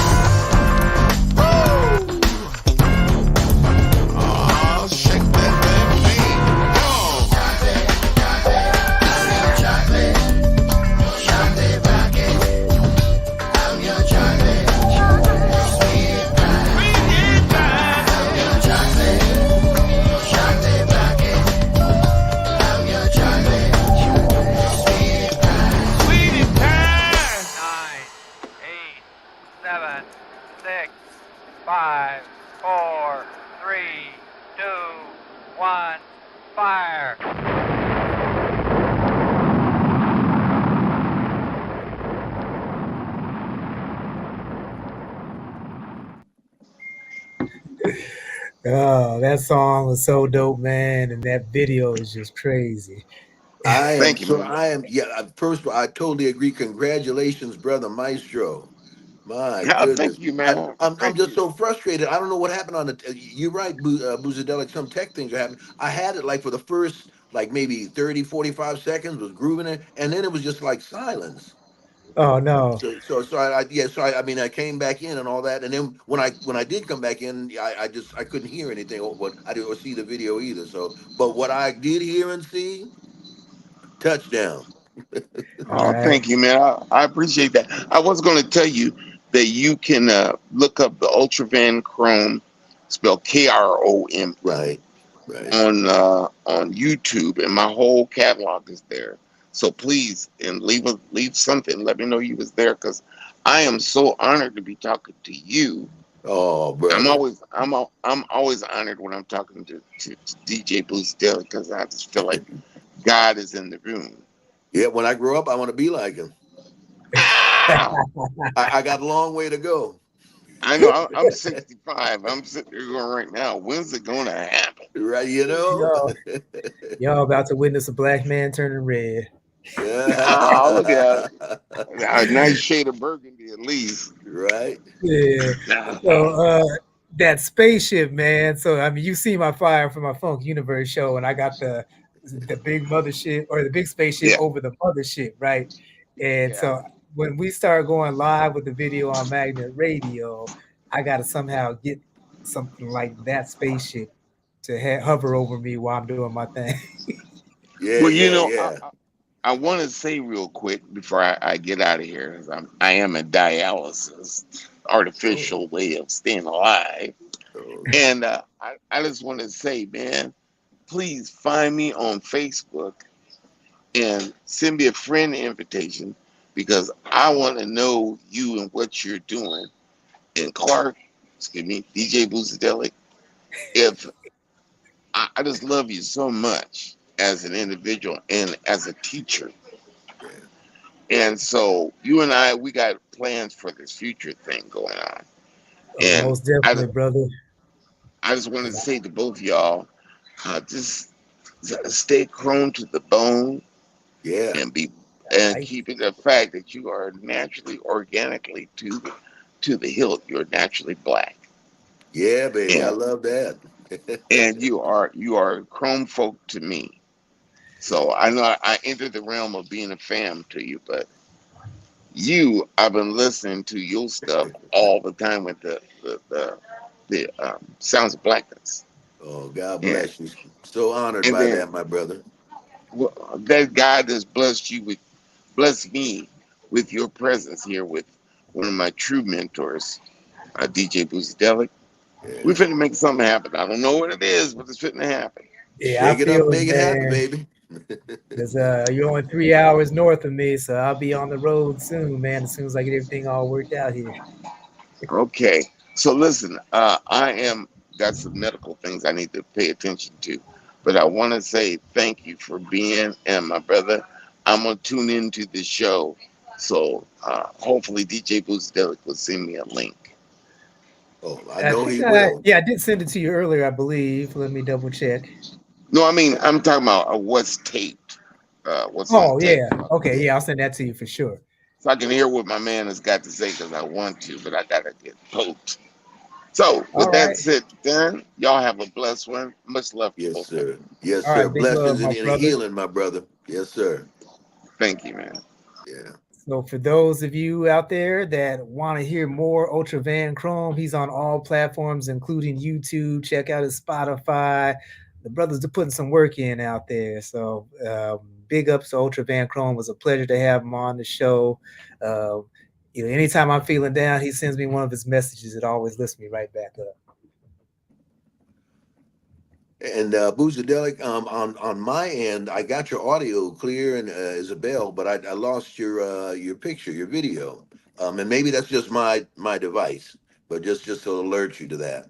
No, there's been some technical issues all around here. I just had to have Yeah. my internet I just switched providers like right before the show. They got me up and running, and so I got rid of the Xfinity monopoly. So, Oh, but okay. Yeah, I Yeah. can see you now. I can hear you, but I can't see me. Oh, okay. So we both okay. So it's not just my phone. Okay. Yeah. Yeah. Yeah. That was the So, but strangest thing, man. When Adasta started the video, I was like, oh man, this is. I had about, like I say, 30, 45 seconds of it, and then bam, gone. Yeah. But yeah, anyway, yeah. Well, yeah. What I like again at the risk of repetition, what I saw and heard was phenomenal. yes, definitely. So now, what's been happening with you, man? I haven't talked to you in a couple weeks. I was away last Yeah. week or a couple weeks ago. Yeah, and I've been apologizing. This is a good time to do that publicly on the podcast. To all the listeners and followers. I've been joining like last half, and like, and I haven't done a full show in a while. And that's the schedule. Certainly not my heart's desire. But to answer your question, brother Buzadelic, Sounds of Blackness are just about 5.5 weeks away from commemorating, celebrating, recognizing our 53rd anniversary. We're doing a major concert at our birthplace, my alma mater, McAllister College here in the Twin Cities. And, got folks coming in from across the country, Sounds alumni from the early days. And the current group is going to do a tribute concert to the alumni group. In fact, we've got a few folks coming in from overseas, actually, even. And we'll use footage from this performance in our documentary that we look forward to release next year. So it's been like a 2 or 3 part undertaking kind of thing for us. We've got some other. We'll be looking to go to Vegas in July for the National Bar Association. That's July 16th. So we're prepping for that. We're about. Oh, in fact, I should release this now. I should announce this now. The other thing, especially today, that had me later on the podcast, is we're about to release our new single, "So Thankful," featuring um, Andre, Little Buddy, and our own Jamesia Bennett, Sounds of Blackness, and so that we're looking to release probably end of the month, middle or end of the month of this month. Now I can't believe we're already in May. So in the words of the old song, there's a whole lot of shaking going on. So and there's more than that, but I'll cut it off for now, not to go on too long with it. Okay. So I don't know if y'all caught that. Gary said the 59th anniversary of Sounds 53rd, of yeah. Black. Yeah. Right. So you Yeah. know what, y'all? They've been together and jamming almost as long as I've been alive. Yes, sir. The 53rd anniversary, and a lot of people are asking, and I get it. Like, why the odd year? Celebrate. It's technically our 50th. We're celebrating, commemorating the 50th, but that actually fell when COVID was happening, so we couldn't do it then. And we're not there. A lot of organizations had to postpone, their anniversary or whatever, kind of thing due to COVID. So that's when people are asking, and I understandably, why 53rd? So and the college. It's the 150th anniversary of McAllister College, and so we're doing it in conjunction with the college as well. So that's amazing, Yeah. man. So what was I about to say? You got any? I know you got some more projects in the works.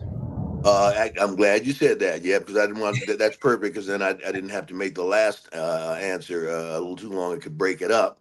And so yes, not only the release of the forthcoming single later this month, so thankful, but also Sounds of Blackness. You're so blessed, my brother. The great actor, our brother Idris Elba, and his amazing wife have a film production company, and they are producing literally as we speak. It's being edited in London. A six-piece documentary, a six-part documentary called "Paid in Full: Black Musician Reparations." So they're dealing with reparations from the standpoint of black music and black musicians and ownership, and it's so timely, especially with all this country nonsense about about Beyonce doing country and originators and us being the originators and all that kind of thing. But it's called Paid in Full. We don't have an exact release date yet, but we're looking at fall of 2024.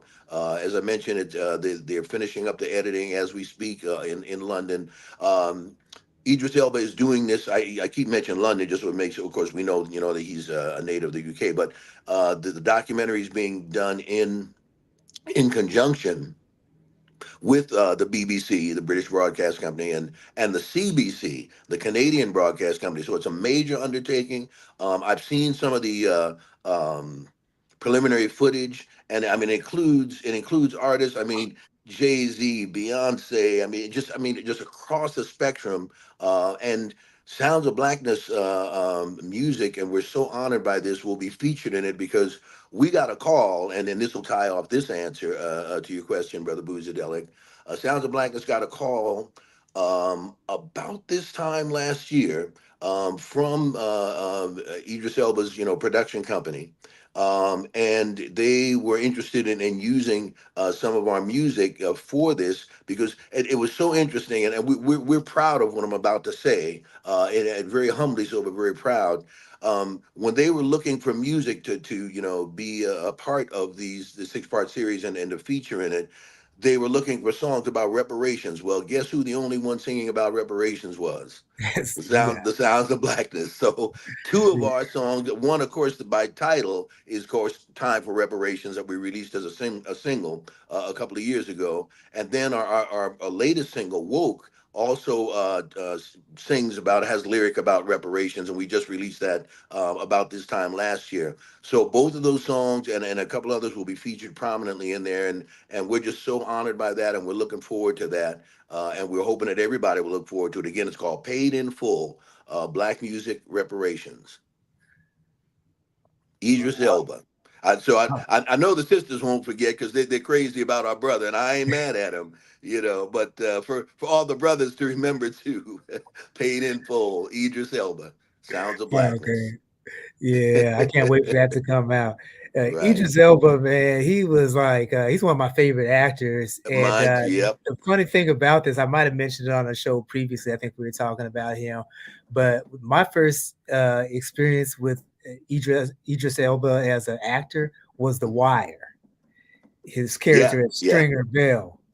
And I'm like, man, Stringer Bell's a cold dude. He's How hardcore. about So that? then, I mean, I watched him for a couple of years, and one night he was on like Jimmy Kimmel or one of those late night programs, Yeah. and I was like, why is this brother speaking with this fake British accent? Oh my goodness. Because I mean, I was convinced that he was from like the inner city of No, Baltimore or sir. something. I mean, he had that East Coast down, so that just shows you what a good actor he was. Because I thought he Right. was, not who he was when he was being his real self. I'm just like, wow, that is Yep. amazing. Yeah. Yeah. And so, and I actually still watch reruns of The Wire all the time on, on my Fire Stick. I can find anything nowadays. Right. But, yeah, I was just watching it the other day, and I watched the episode where they actually took him out. And one of the things I appreciated about that series is that no character on there was sacred. How about that, huh? One of the main guys, they offed him like with a season to go. Right. Right. And I'm just like, dang. So Yeah. earlier you had mentioned, and we were talking about, the whole thing with Beyonce and the country music. And Right. I'm not a fan of country music, and I wouldn't say I'm a great Beyonce fan, but I mean, Hmm. I appreciate her work. I know she's very talented and has influence Yes, over she a lot of is. folks. And so, from time to time, I'll like browse through Twitter, and I just couldn't believe the outrage from all the people out there, the so-called, real country music artists saying that she's not country, she needs to stay in her lane and all that. And it was just like, you can't tell a artist which lane they need to stay in. I mean, one of the, best things about being an artist is having that flexibility to go ahead and jump into any genre you want to. Brother Buzadelic, that is white privilege and supremacy at its best because they have no problem, whether it's Adele or Eminem jumping into our music, And we always say everybody want to sing my blues, nobody want to live my blues, Whether Right. it's DJ Khaled or whatever kind of thing, So they afford that, but they don't want us to do that. That's the number one irony. Number two irony is it ain't theirs anyway; it's ours. But from the root to the fruit, the very beginning, the beginnings and creation of what we call country music, was by formerly enslaved and some actually originally enslaved Africans. We're talking about the 1800s. We're talking about the foundational instrument of bluegrass country music is an African instrument called the banjo, Yeah. which some was created by enslaved Africans here and replicated from their homeland. So the banjo was the foundation and will be sung on the plantations. Well, the slave master liked it so much that they started, like they do with all our music, to appropriate it and misappropriate it and to claim it as their own. They and what we know as minstrel shows and what were called minstrel and coon shows, where they would be in blackface, mimicking what we were singing, and then those became so popular that they recorded them and the industry was born. And of course, with that kind of popularity, they weren't going to allow us to be the originators, to be a part of it. And that's how country got a white face. But even the foundation, the principal founding member of the Grand Ole Opry is a black man, DeFord Bailey. So, even when they tried to keep us out, we were there. So it's just, again, white privilege, white supremacy, trying to claim it. And they do it to different ways, different degrees with all of our music. Another great example, of course, is rock and roll. Oh yeah. And here's a physical example in the Rock and Roll Hall of Fame, Boozadelic, and you probably already know this, but for some of the listeners and followers today that may not, to show you the height of that arrogance. Elvis Presley, who imitated and co-opted this music, has a whole corridor in the Hall of Fame. James Brown has a corner in the Hall of Fame. So and that irony actually embodies the height of the indignation of the misappropriation of all that. That disparity points out exactly what's going on. A corridor versus a corner. They're always trying to put us in the corner, or either just putting us in the corner. But we are as Little Richard said, we are the originators. He said, "I am the architect of rock and roll." People thought he was ego tripping. No, no, no. He and Chuck Berry, and of course, the great Rosetta Tharpe, who Chuck Berry got his licks from. So it's all us, just like our brother Krome was saying. Right. Yeah. And so, I think about like if you reverse the situation and you look at hip hop and like when Vanilla Ice came on the scene, I think he was like actually the first white guy, I'm not mistaken, that kind of like crossed over into it. And, he was corny and he was not living the life he was trying to perpetrate. And so I get why people Right. didn't like him. But when Dr. Dre found Eminem, and Eminem came on the scene because I was down in Las Vegas the first time Eminem really started doing something, and I happened to get into it was an MTV Spring Break, and I saw him. I said, "Man, this dude is cold right here." But then Hmm. I mean, you didn't see it as bad, but some of our people were like, "Man, he has no business doing hip hop or rap and all that. He's just a wannabe." They didn't realize that he grew up in 8 Mile hardcore. He was around black folks. That came from his heart. Oh, it did. Yeah, The only difference, Boozadelic, is it's what the industry wants to right, promote. Okay, in right, terms of putting a exactly. white face on whatever we do. I heard Brother Mtume, rest his soul, say something that points out what I'm talking about as it relates, especially like to an Eminem. Um, Too often, the goal of the industry historically, and even to a degree to this day, has been to make black music without black people. So and they always want to put those who the copycats above the originators. Okay, that's why if you say you ain't nothing but a hound dog, 99% of people will say Elvis Presley instead of Big Mama Thornton. Okay, because the industry does. So I understand what you're saying about Eminem, but I'm saying there's a greater reality in terms of what the industry still has a proclivity towards doing when it comes to us, and that gets back to this documentary that's coming out with Idris Elba, reparations paid in full black musicians. They're Right. going because we're gonna tell the story and straight, no chaser, no, and gloves off. Yeah, and one of the things that really stands out to me now in the industry is what everybody's talking about, the industry plants. How you have these people like Ice Spice, for example, Sexy Red, which you ask me, there's nothing sexy about her. but it's just the music is, that term that we use, ratchet. I mean, and Right. the lack of clothing and the things that they do on stage, exposing their genitalia and all that type of stuff. I mean, there's like, really, is there a place for that? And or is there the purpose behind that is to portray this image to help perpetuate the stereotype that's always existed since since we've been here. Perpetuate the negative stereotype, and to our detriment and to their benefit, plain and simple. It's not, rocket science why it's done and how it's done. And we got to continue to call that out, and to be vigilant and diligent and militant about that. Yeah. So, until I mean, that's going to continue to happen until the artists themselves stand up and say, hey, you know what, it's not worth all this money to do that. But unfortunately, the mighty dollar has so much power that you got so many artists willing to go ahead and sell their souls because they're just chasing that, and it's having a detrimental effect on our community at large, overall. Especially our youth. Yep.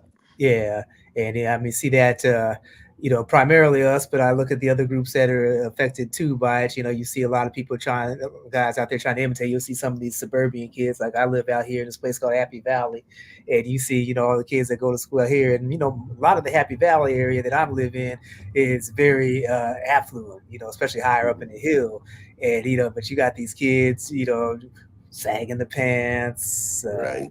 The oversized T-shirts, walking around, calling each other the N-word, even though they. Right. Oh, and brother, that goes beyond the valley there where you're talking about. That is an international phenomena. You'll see Yeah. that in Ukraine.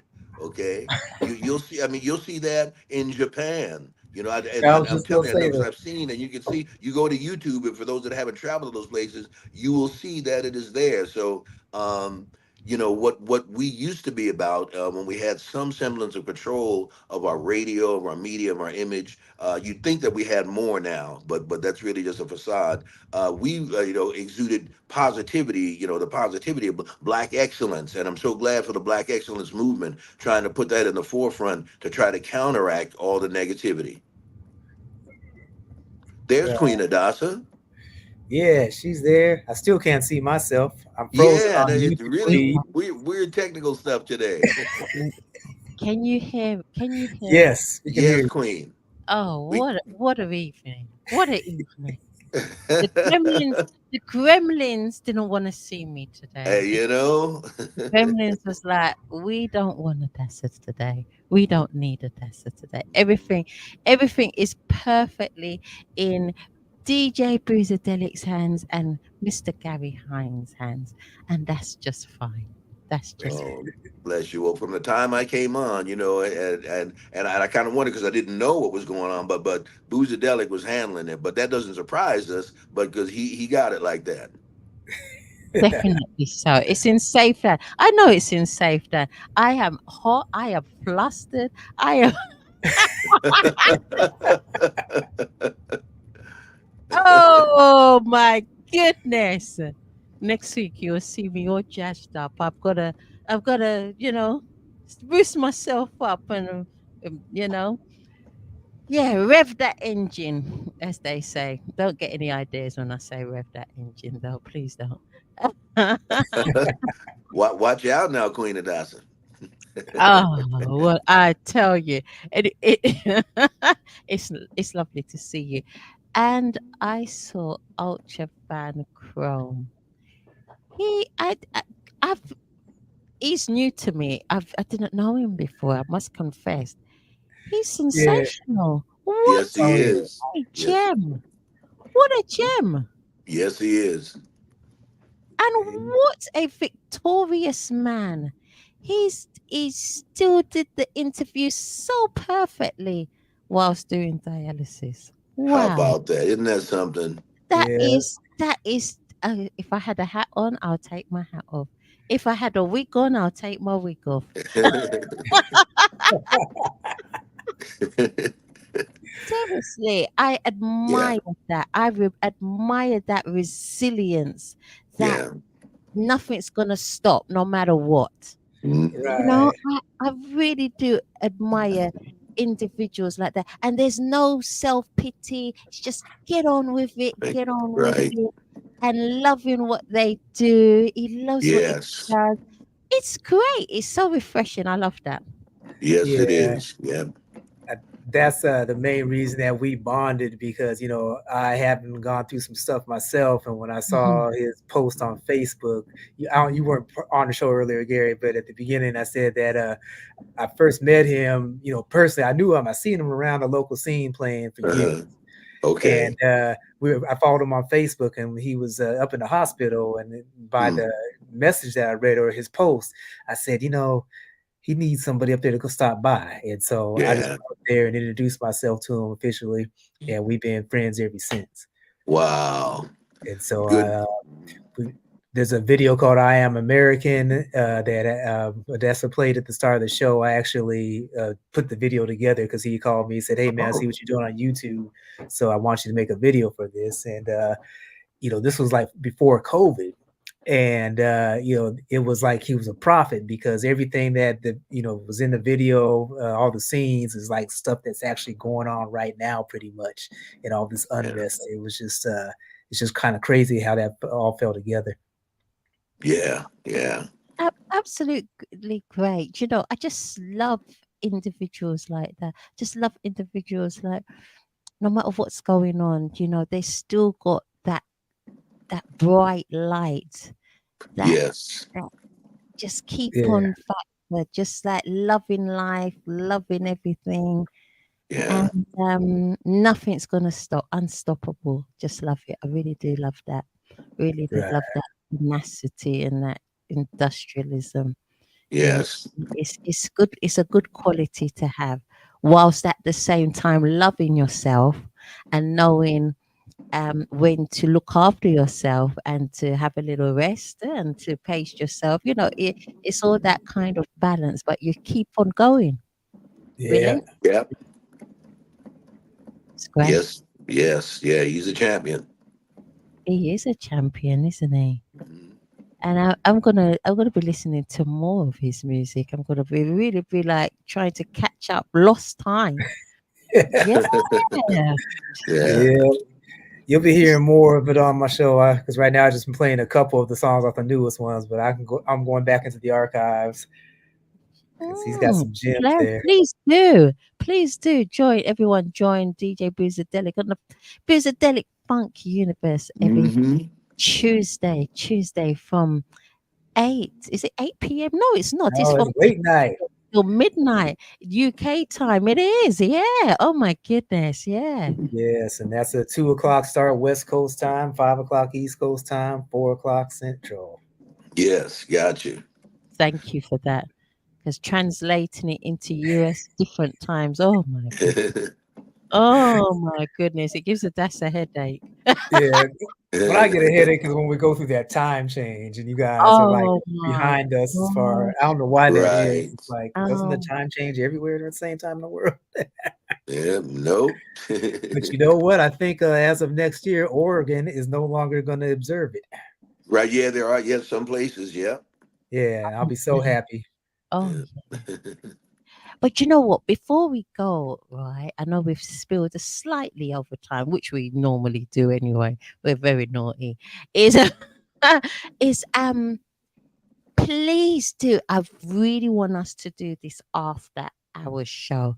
So please let us know your availability, because I think that show is going to be absolutely great. We're going to just rip it apart.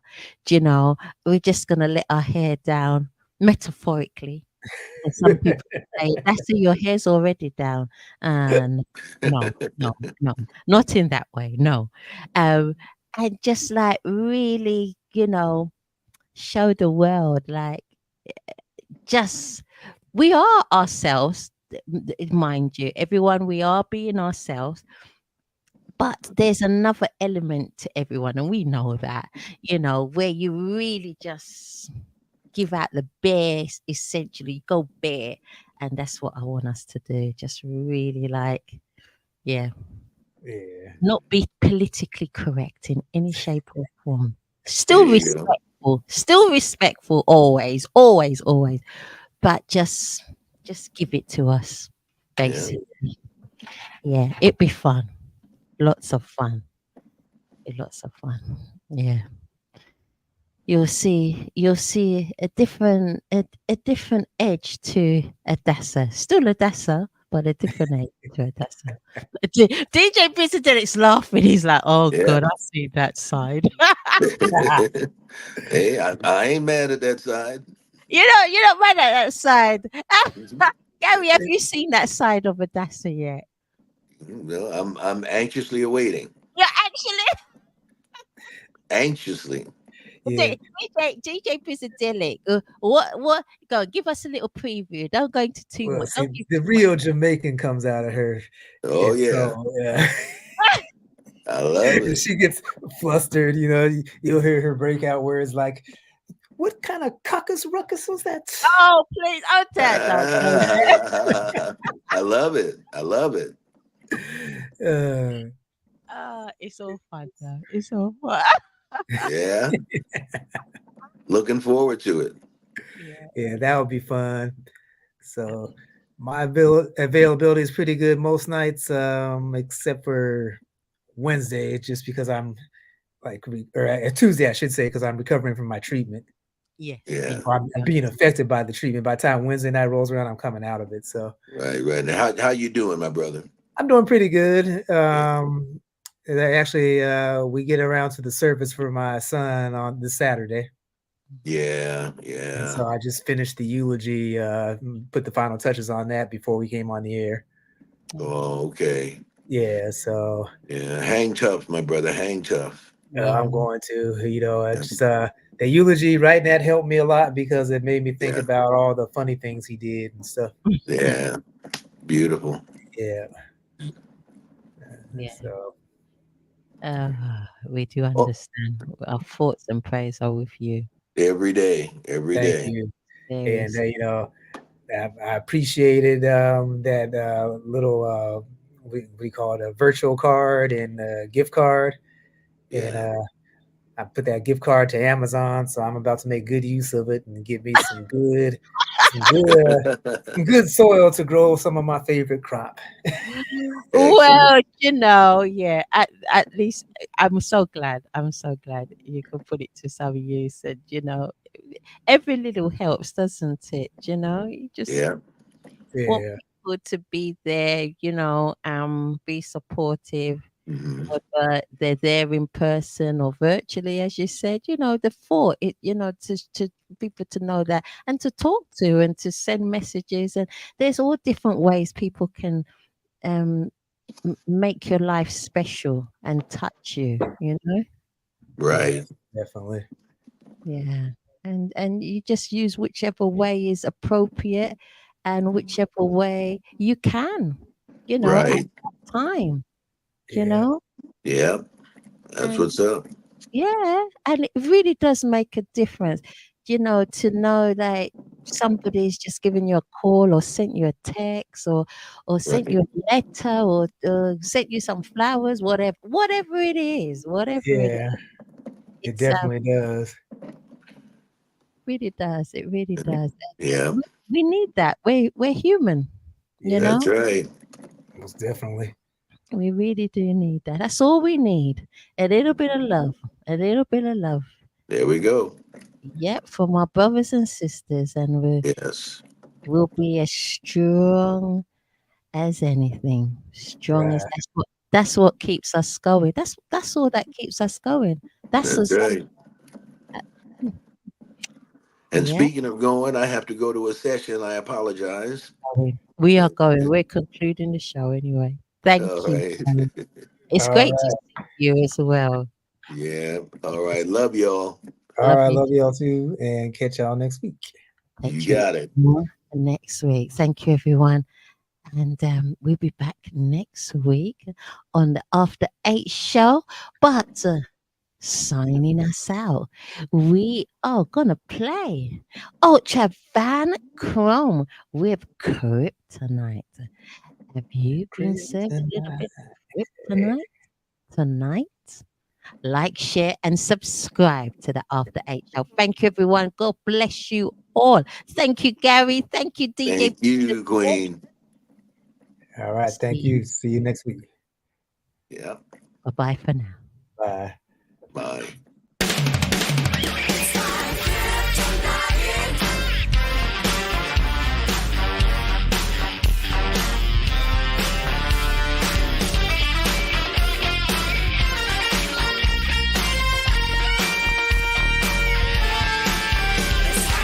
I used to feel like the man of steel, but I don't know more. I swooped down on the two of you. My jaw was on the floor. You say that you want the two of us. You look so game. Take on it, I'm so horny. I could burst into flames, into flames.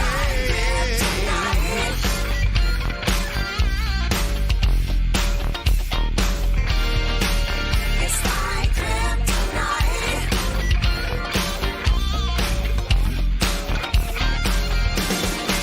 It's like Now in the path of the aftermath, the final with no escape. it's like Stuck out in my chest, invisible as. But can't you come with me? it's like kryptonite. Love. It's like kryptonite.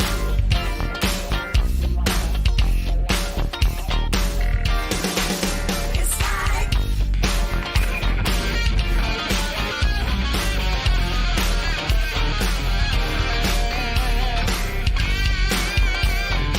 I gotta have your love.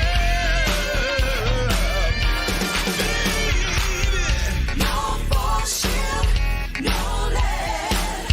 Can protect you from my love, I said. No bullshit, no lead. Can protect you from my love, I said. Up and away. Got to have your love today. No matter what you say, It's I'm gonna love you just right. Kryptonite.